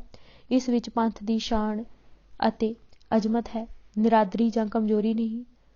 ਸੋ ਜੋ ਕੁਝ ਭੇਟਾ ਆਈ ਹੈ ਸਭ ਕੁਝ ਪ੍ਰਵਾਨ ਕਰ ਲੈਣਾ ਚਾਹੀਦਾ ਹੈ। ਕਿਸੇ ਸਿੰਘ ਦਾ ਆਵਾਜ਼ਾ ਆਇਆ ਕਿ ਮੁਗਲਾਂ ਨੇ ਆਪਣੀ ਬੇਟੀ ਖਾਲਸੇ ਨੂੰ ਦੇਣ ਵਾਸਤੇ ਟਿੱਕਾ ਭੇਜਿਆ ਹੈ। ਘਰ ਆਈ ਵਧਾਈ ਕਿਉਂ ਮੋੜਨੀ ਹੈ? ਇਹ ਤਾਂ ਸੰਭਾਲੋ, ਬਾਦਸ਼ਾਹੀ ਲੈਣ ਦਾ ਦਾਅਵਾ ਕਾਇਮ ਰੱਖੋ। ਸੁਭੇਗ ਸਿੰਘ ਨੇ ਫਿਰ ਬੇਨਤੀ ਦੁਹਰਾਈ। ਜਗੀਰ ਤਾਂ ਕਬੂਲ ਕਰ ਲਈ, ਪਰ ਨਵਾਬੀ ਅਤੇ ਖਿਲਾਇਤ ਨੂੰ ਕੋਈ ਹੱਥ ਵੀ ਲਾਉਣ ਨੂੰ ਤਿਆਰ ਨਾ ਹੋਵੇ। ਉਹ ਥਾਲ ਜਿਸ ਵਿੱਚ ਨਵਾਬੀ ਦੀ ਸਨਦ, ਰੁਪਏ, ਖਿਲਾਇਤ ਅਤੇ ਇੱਕ ਤਲਵਾਰ ਸਜਾਈ ਸੀ, ਜਿਸ ਜਥੇਦਾਰ ਅੱਗੇ ਰੱਖਣ ਉਹ ਪੈਰ ਨਾਲ ਧੱਕ ਕੇ ਆਪਣੇ ਅੱਗੋਂ ਪਰਾਂ ਕਰ ਦੇਵੇ। ਇੰਜ ਹੀ ਦੂਸਰਾ, ਤੀਸਰਾ ਅਤੇ ਇਹ ਥਾਲ ਇੱਕ ਸਿਰਿਓਂ ਪੈਰਾਂ ਦੀਆਂ ਠੋਕਰਾਂ ਨਾਲ ਧਕੀਂਦਾ ਹੋਇਆ ਆਖਰੀ 32ਵੇਂ ਸਰਦਾਰ ਮੂਹਰੇ ਆ ਗਿਆ। ਉਹ ਕਿਹੜਾ ਦੂਜਿਆਂ ਨਾਲੋਂ ਘੱਟ ਸੀ, ਉਸਨੇ ਵੀ ਪੈਰ ਨਾਲ ਪਰਾਂ ਰੇੜ ਦਿੱਤਾ। ਵਕੀਲ ਨੇ ਫਿਰ ਹੱਥ ਜੋੜੇ ਅਤੇ ਚੱਕ ਕੇ ਦੀਵਾਨ ਦਰਬਾਰਾ ਸਿੰਘ ਅੱਗੇ ਰੱਖ ਲਿਆ। ਪਰ ਇੱਥੇ ਲਾਲਚ ਦੀ ਖੁਦਗਰਜੀ ਨੂੰ ਕੋਈ ਥਾਂ ਹੀ ਨਹੀਂ ਸੀ। ਪਹਿਲਾਂ ਵਾਂਗ 32 ਸਰਦਾਰਾਂ ਦੇ ਠੁੱਡੇ ਖਾਂਦਾ ਅੱਧਾ ਘੇਰਾ ਕੱਟ ਕੇ ਸਿਰਿਓਂ ਪਰਾਂ ਚਲਾ ਗਿਆ। ਅਜੀਬ ਨਜ਼ਾਰਾ ਸੀ। ਸੁਭੇਗ ਸਿੰਘ ਨੇ ਫਿਰ ਹੱਥ ਜੋੜ ਕੇ ਬੇਨਤੀ ਕੀਤੀ ਕਿ ਖਾਲਸਾ ਪੰਥ ਇਹਨਾਂ ਚੀਜ਼ਾਂ ਤੋਂ ਬਿਲਕੁਲ ਬੇਨਿਆਜ਼ ਅਤੇ ਬੇਪਰਵਾਹ ਹੈ, ਬੜਾ ਦਿਆਲੂ ਅਤੇ ਉਦਾਰਤਾ ਭਰਿਆ ਵੀ ਹੈ। ਦਰ ਆਈ ਭੇਟ ਜ਼ਰੂਰ ਪ੍ਰਵਾਨ ਕਰੇ। ਜੇ ਕਈ ਮੁਖੀ ਸਿੰਘ ਇਸ ਨੂੰ ਨਹੀਂ ਝੱਲਦਾ ਤਾਂ ਕਿਸੇ ਟਹਿਲ ਵਾਲੇ ਨੂੰ ਦੇ ਛੱਡੋ, ਮੋੜਨਾ ਠੀਕ ਨਹੀਂ। ਸਾਰਿਆਂ ਇਸ ਰਾਏ ਨੂੰ ਪ੍ਰਵਾਨ ਕਰ ਲਿਆ। ਹੁਣ ਟਹਿਲੀਆਂ ਕਿਹੜਾ ਹੋਵੇ ਜੋ ਇਸ ਨਵਾਬੀ ਦਾ ਝਾਲੂ ਬਣੇ। ਉਸ ਵੇਲੇ ਕਪੂਰ ਸਿੰਘ ਸਜੇ ਹੋਏ ਦੀਵਾਨ ਵਿੱਚ ਪੱਖੇ ਦੀ ਸੇਵਾ ਕਮਾ ਰਿਹਾ ਸੀ। ਸਾਰਿਆਂ ਦੀ ਨਿਗਾਹ ਉਸ ਤੇ ਪਈ। ਜਦ ਉਸਨੂੰ ਨਵਾਬੀ ਪ੍ਰਵਾਨ ਕਰਨ ਲਈ ਕਿਹਾ ਗਿਆ ਤਾਂ ਉਸਨੇ ਬੜੀ ਨਿਮਰਤਾ ਪਰ ਪੂਰੀ ਦ੍ਰਿੜਤਾ ਨਾਲ ਕਿਹਾ, ਸੰਗਤ ਦੀ ਟਹਿਲ ਸੇਵਾ ਅਤੇ ਪੰਥ ਦਿਆਂ ਘੋੜਿਆਂ ਦੀ ਸੇਵਾ ਤੋਂ ਨਵਾਬੀਆਂ ਥੱਲੇ ਹਨ। ਪੰਥ ਬਖਸ਼ਿਸ਼ ਕਰੇ ਅਤੇ ਇਹੋ ਸੇਵਾ ਮੇਰੇ ਪਾਸ ਰਹਿਣ ਦੇਵੇ। ਇਸ ਤਰ੍ਹਾਂ ਸੰਗਤ ਦੇ ਫੈਸਲੇ ਨੂੰ ਕਪੂਰ ਸਿੰਘ ਵਿਰਕ ਨੇ ਸਿਰ ਝੁਕਾ ਕੇ ਮੰਨ ਲਿਆ, ਪਰ ਨਾਲ ਹੀ ਬੇਨਤੀ ਕੀਤੀ ਕਿ ਮੇਰੀ ਵੀ ਅਰਦਾਸ ਖਾਲਸਾ ਪੰਥ ਪ੍ਰਵਾਨ ਕਰੇ। ਉਸਨੇ ਕਿਹਾ ਕਿ ਇਹ ਨਵਾਬੀ ਮੈਂ ਮੁਗਲ ਸਰਕਾਰ ਤੋਂ ਨਹੀਂ ਲੈਣੀ, ਖਾਲਸਾ ਬਖਸ਼ਿਸ਼ ਕਰੇ। ਜੋ ਖਿਲਾਇਤ ਆਈ ਹੈ ਇਹ ਖਾਲਸੇ ਦੇ ਜੋੜਿਆਂ ਨਾਲ ਸੁਹਾ ਕੇ ਪਵਿੱਤਰ ਕਰਕੇ ਫਿਰ ਦਾਸ ਨੂੰ ਦਿੱਤੀ ਜਾਵੇ। ਖਾਲਸਾ ਪੰਥ ਮੈਨੂੰ ਛੋਟ ਦੇਵੇ ਕਿ ਮੁਗਲ ਦੀ ਕਚਹਿਰੀ ਵਿੱਚ ਕਦੀ ਵੀ ਹਾਜ਼ਰੀ ਦੇਣ ਨਹੀਂ ਜਾਵਾਂਗਾ। ਨਾ ਹੀ ਮੈਂ ਉਹਨਾਂ ਦੀ ਕੋਈ ਰਸਮ ਮੰਨਾਂਗਾ ਅਤੇ ਨਾ ਹੀ ਕੋਈ ਨਜ਼ਰ ਨਿਆਜ਼ ਭੇਜਾਂਗਾ। ਕਿਸੇ ਬਾਹਰਲੇ ਦੁਸ਼ਮਣ ਦੇ ਟਾਕਰੇ ਵੇਲੇ ਜੇ ਮੁਗਲਾਂ ਸਹਾਇਤਾ ਮੰਗੀ ਤਾਂ ਮੈਂ ਕਿਸੇ ਤੁਰਕ ਅਫਸਰ ਜਾਂ ਫੌਜਦਾਰ ਦੀ ਕਮਾਨ ਥੱਲੇ ਨਹੀਂ ਲੜਾਂਗਾ, ਬਲਕਿ ਖਾਲਸਾ ਪੰਥ ਦੇ ਸੂਰਬੀਰ ਇੱਕ ਆਜ਼ਾਦ ਸਹਾਇਕ ਵਾਂਗ ਦੁਸ਼ਮਣ ਦੇ ਟਾਕਰੇ 'ਤੇ ਨਿਤਰਨਗੇ ਅਤੇ ਕਮਾਨ ਮੇਰੀ ਜਾਂ ਕਿਸੇ ਹੋਰ ਸਿੰਘ ਸਰਦਾਰ ਦੀ ਹੋਵੇਗੀ। ਜਿਹੜੇ ਦੁਸ਼ਮਣ ਨੂੰ ਅਸੀਂ ਚਿੱਤ ਕਰਾਂਗੇ ਉਸ ਦੇ ਹਥਿਆਰ, ਘੋੜਿਆਂ ਅਤੇ ਮਾਲ ਅਸਬਾਬ 'ਤੇ ਸਾਡਾ ਹੱਕ ਹੋਵੇਗਾ। ਉਸ ਵਿੱਚੋਂ ਅਸੀਂ ਤੁਰਕਾਂ ਨੂੰ ਇੱਕ ਸੂਈ ਤੱਕ ਨਹੀਂ ਦਿਆਂਗੇ। ਉਹ ਸਭ ਕੁਝ ਪੰਥ ਦਾ ਹੋਵੇਗਾ। ਕਪੂਰ ਸਿੰਘ ਦੀਆਂ ਇਹ ਮੰਗਾਂ ਸੁਣ ਕੇ ਸਾਰੇ ਵਾਹ ਵਾਹ ਕਰ ਉੱਠੇ। ਧੰਨ ਸਿੱਖੀ ਸਿਦਕ ਅਤੇ ਅਣਖ ਜੈਕਾਰਿਆਂ ਦੀ ਗੂੰਜ ਵਿੱਚ ਪ੍ਰਵਾਨਗੀ ਦਿੱਤੀ ਗਈ। ਵਕੀਲ ਨੇ ਵੀ ਸਭ ਮੰਨ ਲਿਆ ਅਤੇ ਸਰਕਾਰ ਨੂੰ ਇਹਨਾਂ ਸ਼ਰਤਾਂ 'ਤੇ ਕੋਈ ਇਤਰਾਜ਼ ਨਹੀਂ ਹੋਵੇਗਾ। ਸਭ ਮਨਜ਼ੂਰ ਹਨ। ਉਸ ਨੇ ਖਾਲਸੇ ਦਾ ਧੰਨਵਾਦ ਅਤੇ ਵਾਹਿਗੁਰੂ ਦਾ ਲੱਖ ਲੱਖ ਸ਼ੁਕਰ ਕੀਤਾ ਕਿ ਖਾਲਸੇ ਨੇ ਸਰਕਾਰ ਦੀ ਭੇਟਾ ਪ੍ਰਵਾਨ ਕਰਕੇ ਉਸ ਦੀ ਵੀ ਰੱਖ ਲਈ। ਉਹ ਬੜੀ ਖੁਸ਼ੀ ਲਾਹੌਰ ਨੂੰ ਵਾਪਸ ਮੁੜਿਆ। ਸਰਦਾਰ ਕਪੂਰ ਸਿੰਘ ਨੇ ਖਾਲਸਾ ਪੰਥ ਦੇ ਕਹੇ 'ਤੇ ਨਵਾਬੀ ਦਾ ਖਿਤਾਬ ਪ੍ਰਵਾਨ ਕੀਤਾ ਸੀ। ਇਸ ਲਈ ਇਸ ਦਿਨ ਤੋਂ ਉਸ ਨੂੰ ਨਵਾਬ ਕਪੂਰ ਸਿੰਘ ਕਹਿ ਕੇ ਬੁਲਾਇਆ ਜਾਣ ਲੱਗਾ। ਪਰ ਸੰਗਤ ਵਿੱਚ ਪੱਖੇ 'ਤੇ ਪੰਥ ਅਤੇ ਘੋੜਿਆਂ ਦੀ ਟਹਿਲ ਉਸ ਨੇ ਪਹਿਲਾਂ ਵਾਂਗ ਹੀ ਜਾਰੀ ਰੱਖੀ। ਪੰਜਾਬ ਵਿੱਚ ਅਮਨ ਅਮਾਨ ਹੋ ਗਿਆ। ਇਸ ਸੁਲ੍ਹਾ ਦਾ ਨਤੀਜਾ ਇਹ ਹੋਇਆ ਕਿ ਜਗੀਰ ਪਾ ਕੇ ਸਿੰਘ ਅਮਨ ਅਮਾਨ ਚੈਨ ਨਾਲ ਸ਼੍ਰੀ ਅੰਮ੍ਰਿਤਸਰ ਰਹਿਣ ਲੱਗੇ। ਨਵਾਬ ਕਪੂਰ ਸਿੰਘ ਜੀ ਨੇ ਸਾਰਿਆਂ ਜਥੇਦਾਰਾਂ ਨੂੰ ਕਿਹਾ ਕਿ ਹੁਣ ਸਾਰੇ ਸਿੰਘ ਸ਼ਾਂਤ ਚਿੱਤ ਰਹਿਣ, ਕਿਤੇ ਲੁੱਟ ਖਸੁੱਟ ਨਾ ਹੋਵੇ। ਲੁਟੇਰਿਆਂ ਦੇ ਰਾਹਜਨਾਂ ਨੂੰ ਫੜ ਕੇ ਚੰਗੀ ਤਰ੍ਹਾਂ ਨੱਥ ਦਿਓ। ਜੋ ਬਾਜ਼ ਨਾ ਆਵੇ ਤੁਰੰਤ ਸੋਧ ਦਿਓ। ਹੁਣ ਕੋਈ ਨਾ ਉਬਾਸਰੇ। ਇਸ ਦਾ ਨਤੀਜਾ ਇਹ ਹੋਇਆ ਕਿ ਸਭ ਚੋਰ ਉਚੱਕੇ ਅਤੇ ਲੋਟੂ ਟੋਲੇ ਥਾਉ ਥਾਣੀ ਦੜ ਵੱਟ ਗਏ। ਖੇਤੀ ਅਤੇ ਵਪਾਰ ਪ੍ਰਫੁੱਲਤ ਹੋਣ ਲੱਗੇ। ਕੋਈ ਦਿਨ ਰਾਤ ਕਿਧਰੇ ਤੁਰਿਆ ਫਿਰੇ, ਕੀ ਮਜਾਲ ਕੋਈ ਕਿਸੇ ਵੱਲ ਤੱਕ ਵੀ ਜਾਵੇ। ਵਾਤਾਵਰਨ ਐਸਾ ਸ਼ਾਂਤਮਈ ਹੋ ਗਿਆ ਕਿ ਸਭ ਲੋਕ ਅਸ਼-ਅਸ਼ ਕਰ ਉੱਠੇ। ਝਬਾਲ, ਦਿਪਾਲਪੁਰ ਅਤੇ ਕੰਗਣਪੁਰ ਸਿੰਘਾਂ ਦੀ ਜ਼ਕੀਰ ਵਿੱਚ ਸਨ। ਇਹ ਹੁਣ ਸਿੰਘਾਂ ਦੇ ਬੰਦੋਬਸਤ ਥੱਲੇ ਆ ਗਏ ਸਨ। ਕੀ ਮਜਾਲ ਚਿੜੀ ਵੀ ਨਜਾਇਜ਼ ਪਰ ਮਾਰੇ ਜਾਂ ਚੂਕੇ। ਲਾਹੌਰੋਂ ਦਿੱਲੀ ਨੂੰ ਜਾਂਦੀ ਜਰਨੈਲੀ ਸੜਕ ਉੱਤੇ ਝਬਾਲ ਮੁਲਤਾਨੋਂ ਲਾਹੌਰ ਨੂੰ ਆਉਣ ਵਾਲੀ ਸੜਕ, ਦਿਪਾਲਪੁਰ ਪਾਸ ਦੀ ਲੰਘਦੀ ਅਤੇ ਹੇਠੋਂ ਬਹਾਵਲਪੁਰ ਰਾਜਸਥਾਨ ਗੁਜਰਾਤ ਵੱਲੋਂ ਲਾਹੌਰ ਨੂੰ ਆਉਂਦੀ ਸੜਕ ਕੰਗਣਪੁਰ ਵਿੱਚ ਦੀ ਲੰਘਦੀ ਸੀ। ਇਹ ਤਿੰਨੇ ਰਾਹ ਜੋ ਪਹਿਲਾਂ ਸਿੰਘਾਂ ਦੀ ਮਾਰ ਥੱਲੇ ਸਨ ਅਤੇ ਕਾਫਲੇ ਇੱਧਰ ਦੀ ਲੰਘਣੋਂ ਤ੍ਰਹਿਕਦੇ ਝਿਜਕਦੇ ਸਨ, ਹੁਣ ਇਹ ਰਸਤੇ ਸਿੰਘਾਂ ਦੇ ਪਹਿਰੇ ਅਤੇ ਰਾਖੀ ਥੱਲੇ ਹੋਣ ਕਰਕੇ ਬਿਲਕੁਲ ਸੁਰੱਖਿਅਤ ਹੋ ਗਏ। ਦਿਨ ਰਾਤ ਕਾਫਲੇ ਮਾਲ ਅਸਬਾਬ ਅਤੇ ਲੱਦੇ ਪੱਦੇ ਬਿਨਾਂ ਕਿਸੇ ਰੋਕ ਟੋਕ ਦੇ ਚੱਲਦੇ। ਲੋਕਾਂ ਨੂੰ ਸੁੱਖ ਦਾ ਸਾਹ ਆਇਆ। ਲੋਕਾਂ ਅਤੇ ਹਕੂਮਤ ਨੂੰ ਪਤਾ ਲੱਗ ਗਿਆ ਕਿ ਅਮਨ ਕਿਸ ਚੀਜ਼ ਦਾ ਨਾਮ ਹੈ, ਇਸ ਦੀ ਕੁੰਜੀ ਕਿਸ ਦੇ ਹੱਥ ਵਿੱਚ ਹੈ। ਜ਼ਕਰੀਆ ਖਾਨ ਦੀਆਂ ਪੁਲਿਸੀ ਧਾੜਾਂ, ਗਸ਼ਤੀ ਫੌਜਾਂ ਅਤੇ ਦਿੱਲੀ ਦੀਆਂ ਸ਼ਾਹੀ ਫੌਜਾਂ ਨੇ ਬੜਾ ਤਾਣ ਲਾਇਆ। ਬਹੁਤ ਘੱਟਾ ਛਾਣਿਆ, ਕੱਖ ਵੀ ਪੱਲੇ ਨਾ ਪਿਆ। ਤਲਵਾਰ ਦੇ ਜ਼ੋਰ ਨਾਲ ਟਿਕ ਟਿਕਾਓ ਕੌਣ ਕਰਵਾ ਸਕਦਾ ਸੀ। ਜੇ ਕਿਸੇ ਦਾ ਸੁੱਖ ਚੈਨ ਕੋਈ ਭੰਗ ਕਰੇਗਾ ਤਾਂ ਉਹ ਜਰਵਾਣੇ ਨੂੰ ਕਿੱਥੇ ਆਰਾਮ ਦੀ ਨੀਂਦ ਸੌਣ ਦੇਵੇਗਾ। ਸਿੰਘਾਂ ਨੂੰ ਜਾਬਰ ਮੁਗਲ ਸਰਕਾਰ ਨੇ ਘਰਾਂ ਘਾਟਾਂ ਤੋਂ ਉਖੇੜ ਬਾਹਰ ਕੀਤਾ। ਸਿਰਾਂ ਦੇ ਇਨਾਮ ਰੱਖੇ। ਜੀ ਭਰ ਭਰ ਜ਼ੁਲਮ ਤੋੜੇ ਅਤੇ ਫਿਰ ਅਮਨ ਕਿੱਥੋਂ ਹੋਵੇ। ਘਰੋਂ ਨਿਕਲਿਆ ਕੱਢਣ ਵਾਲਿਆਂ ਦਾ ਸ਼ਹਿਰ ਗਰਾਵਾਂ ਵਿੱਚ ਸਾਹ ਘੁੱਟ ਲਿਆ। ਸਾਰੇ ਪੰਜਾਬ ਵਿੱਚ ਭਾਂਬੜ ਬਲ ਉੱਠੇ। ਖਾਨ ਬਹਾਦਰ ਦੀ ਹੈਂਕੜ ਅਤੇ ਸਿੰਘਾਂ ਨੂੰ ਖਤਮ ਕਰਨ ਦੇ ਦਾਅਵਿਆਂ ਦੇ ਸੁਪਨੇ ਚਕਨਾਚੂਰ ਹੋ ਗਏ। ਅੰਤ ਨੂੰ ਜਦ ਸਾਰੇ ਹੀਲੇ ਵਸੀਲੇ ਅਤੇ ਜ਼ੋਰ ਜ਼ਬਰ ਕਰਕੇ ਰਾਹ ਹੁੱਟ ਗਿਆ ਅਤੇ ਸੁਲ੍ਹਾ ਦੀ ਭੀਖ ਮੰਗਣ ਲਈ ਉਹਨਾਂ ਬੇਘਰਿਆਂ ਦੇ ਅੱਗੇ ਝੋਲੀ ਅੱਡੀ ਜਿਨ੍ਹਾਂ ਨੂੰ ਮਾਰ ਮੁਕਾਉਣ ਦੀ ਸ਼ੇਖੀ ਮਾਰ ਕੇ ਬਾਦਸ਼ਾਹ ਪਾਸੋਂ ਪੰਜਾਬ ਦੀ ਸੂਬੇਦਾਰੀ ਦੀ ਸਨਦ ਲਈ ਸੀ। ਸ਼੍ਰੀ ਅੰਮ੍ਰਿਤਸਰ ਬੜੀਆਂ ਰੌਣਕਾਂ ਰਹਿਣ ਲੱਗੀਆਂ। ਖਾਲਸਾ ਪੰਥ ਦਾ ਮੁਖੀ ਆਗੂ ਨਵਾਬ ਕਪੂਰ ਸਿੰਘ ਆਪ ਇੱਥੇ ਰਹਿੰਦਾ ਸੀ। ਜਗੀਰ ਦੀ ਆਮਦਨੀ ਅਤੇ ਜੋ ਹੋਰ ਚੜ੍ਹਾਵੇ ਆਦਿ ਤੋਂ ਮਾਇਆ ਇਕੱਠੀ ਹੁੰਦੀ ਦੀਵਾਨ ਦਰਬਾਰਾ ਸਿੰਘ ਅਤੇ ਨਵਾਬ ਕਪੂਰ ਸਿੰਘ ਦੀ ਦੇਖ ਰੇਖ ਵਿੱਚ ਗੁਰੂ ਕੇ ਲੰਗਰ 'ਤੇ ਖਰਚ ਹੁੰਦੀ। ਸਾਰੇ ਸਿੰਘਾਂ ਦਾ ਇੱਕ ਥਾਂ ਲੰਗਰ ਸੀ। ਲੋੜਵੰਦਾਂ ਲਈ ਬਸਤਰ, ਸ਼ਸਤਰ ਅਤੇ ਅਰਾਕਿਆਂ ਦੀ ਲੋੜ ਗੁਰੂ ਕੀ ਗੋਲਕ 'ਚੋਂ ਪੂਰੀ ਹੁੰਦੀ। ਕੋਈ ਵਿਰਵਾ ਨਾ ਰਹਿੰਦਾ। ਗੋਲਕ ਵਿੱਚ 3 ਤਰ੍ਹਾਂ ਦੀ ਆਮਦਨੀ ਆਉਂਦੀ: ਜਗੀਰ, ਚੜ੍ਹਾਵਾ ਅਤੇ ਸਿੱਖਾਂ ਦੀ ਕਿਰਤ ਕਮਾਈ। ਦਸਵੰਧ ਦੇ ਰੂਪ ਵਿੱਚ ਮਾਰ ਧਾੜ ਦੀ ਬਿਲਕੁਲ ਆਗਿਆ ਨਹੀਂ ਸੀ, ਇਸ ਲਈ ਆਮਦਨ ਦਾ ਇਹ ਵਸੀਲਾ ਕਤਈ ਬੰਦ ਸੀ। ਅੱਜ ਅਸੀਂ ਭੂਰਿਆਂ ਵਾਲੇ ਰਾਜੇ ਕੀਤੇ ਕਿਤਾਬ ਦੇ 247 ਪੰਨੇ ਪੜ੍ਹ ਚੁੱਕੇ ਹਾਂ। ਬਾਕੀ ਦੀ ਕਿਤਾਬ ਅਸੀਂ ਅਗਲੇ ਭਾਗ ਵਿੱਚ ਪੜ੍ਹਾਂਗੇ। ਵਾਹਿਗੁਰੂ ਜੀ ਕਾ ਖਾਲਸਾ, ਵਾਹਿਗੁਰੂ ਜੀ ਕੀ ਫਤਿਹ।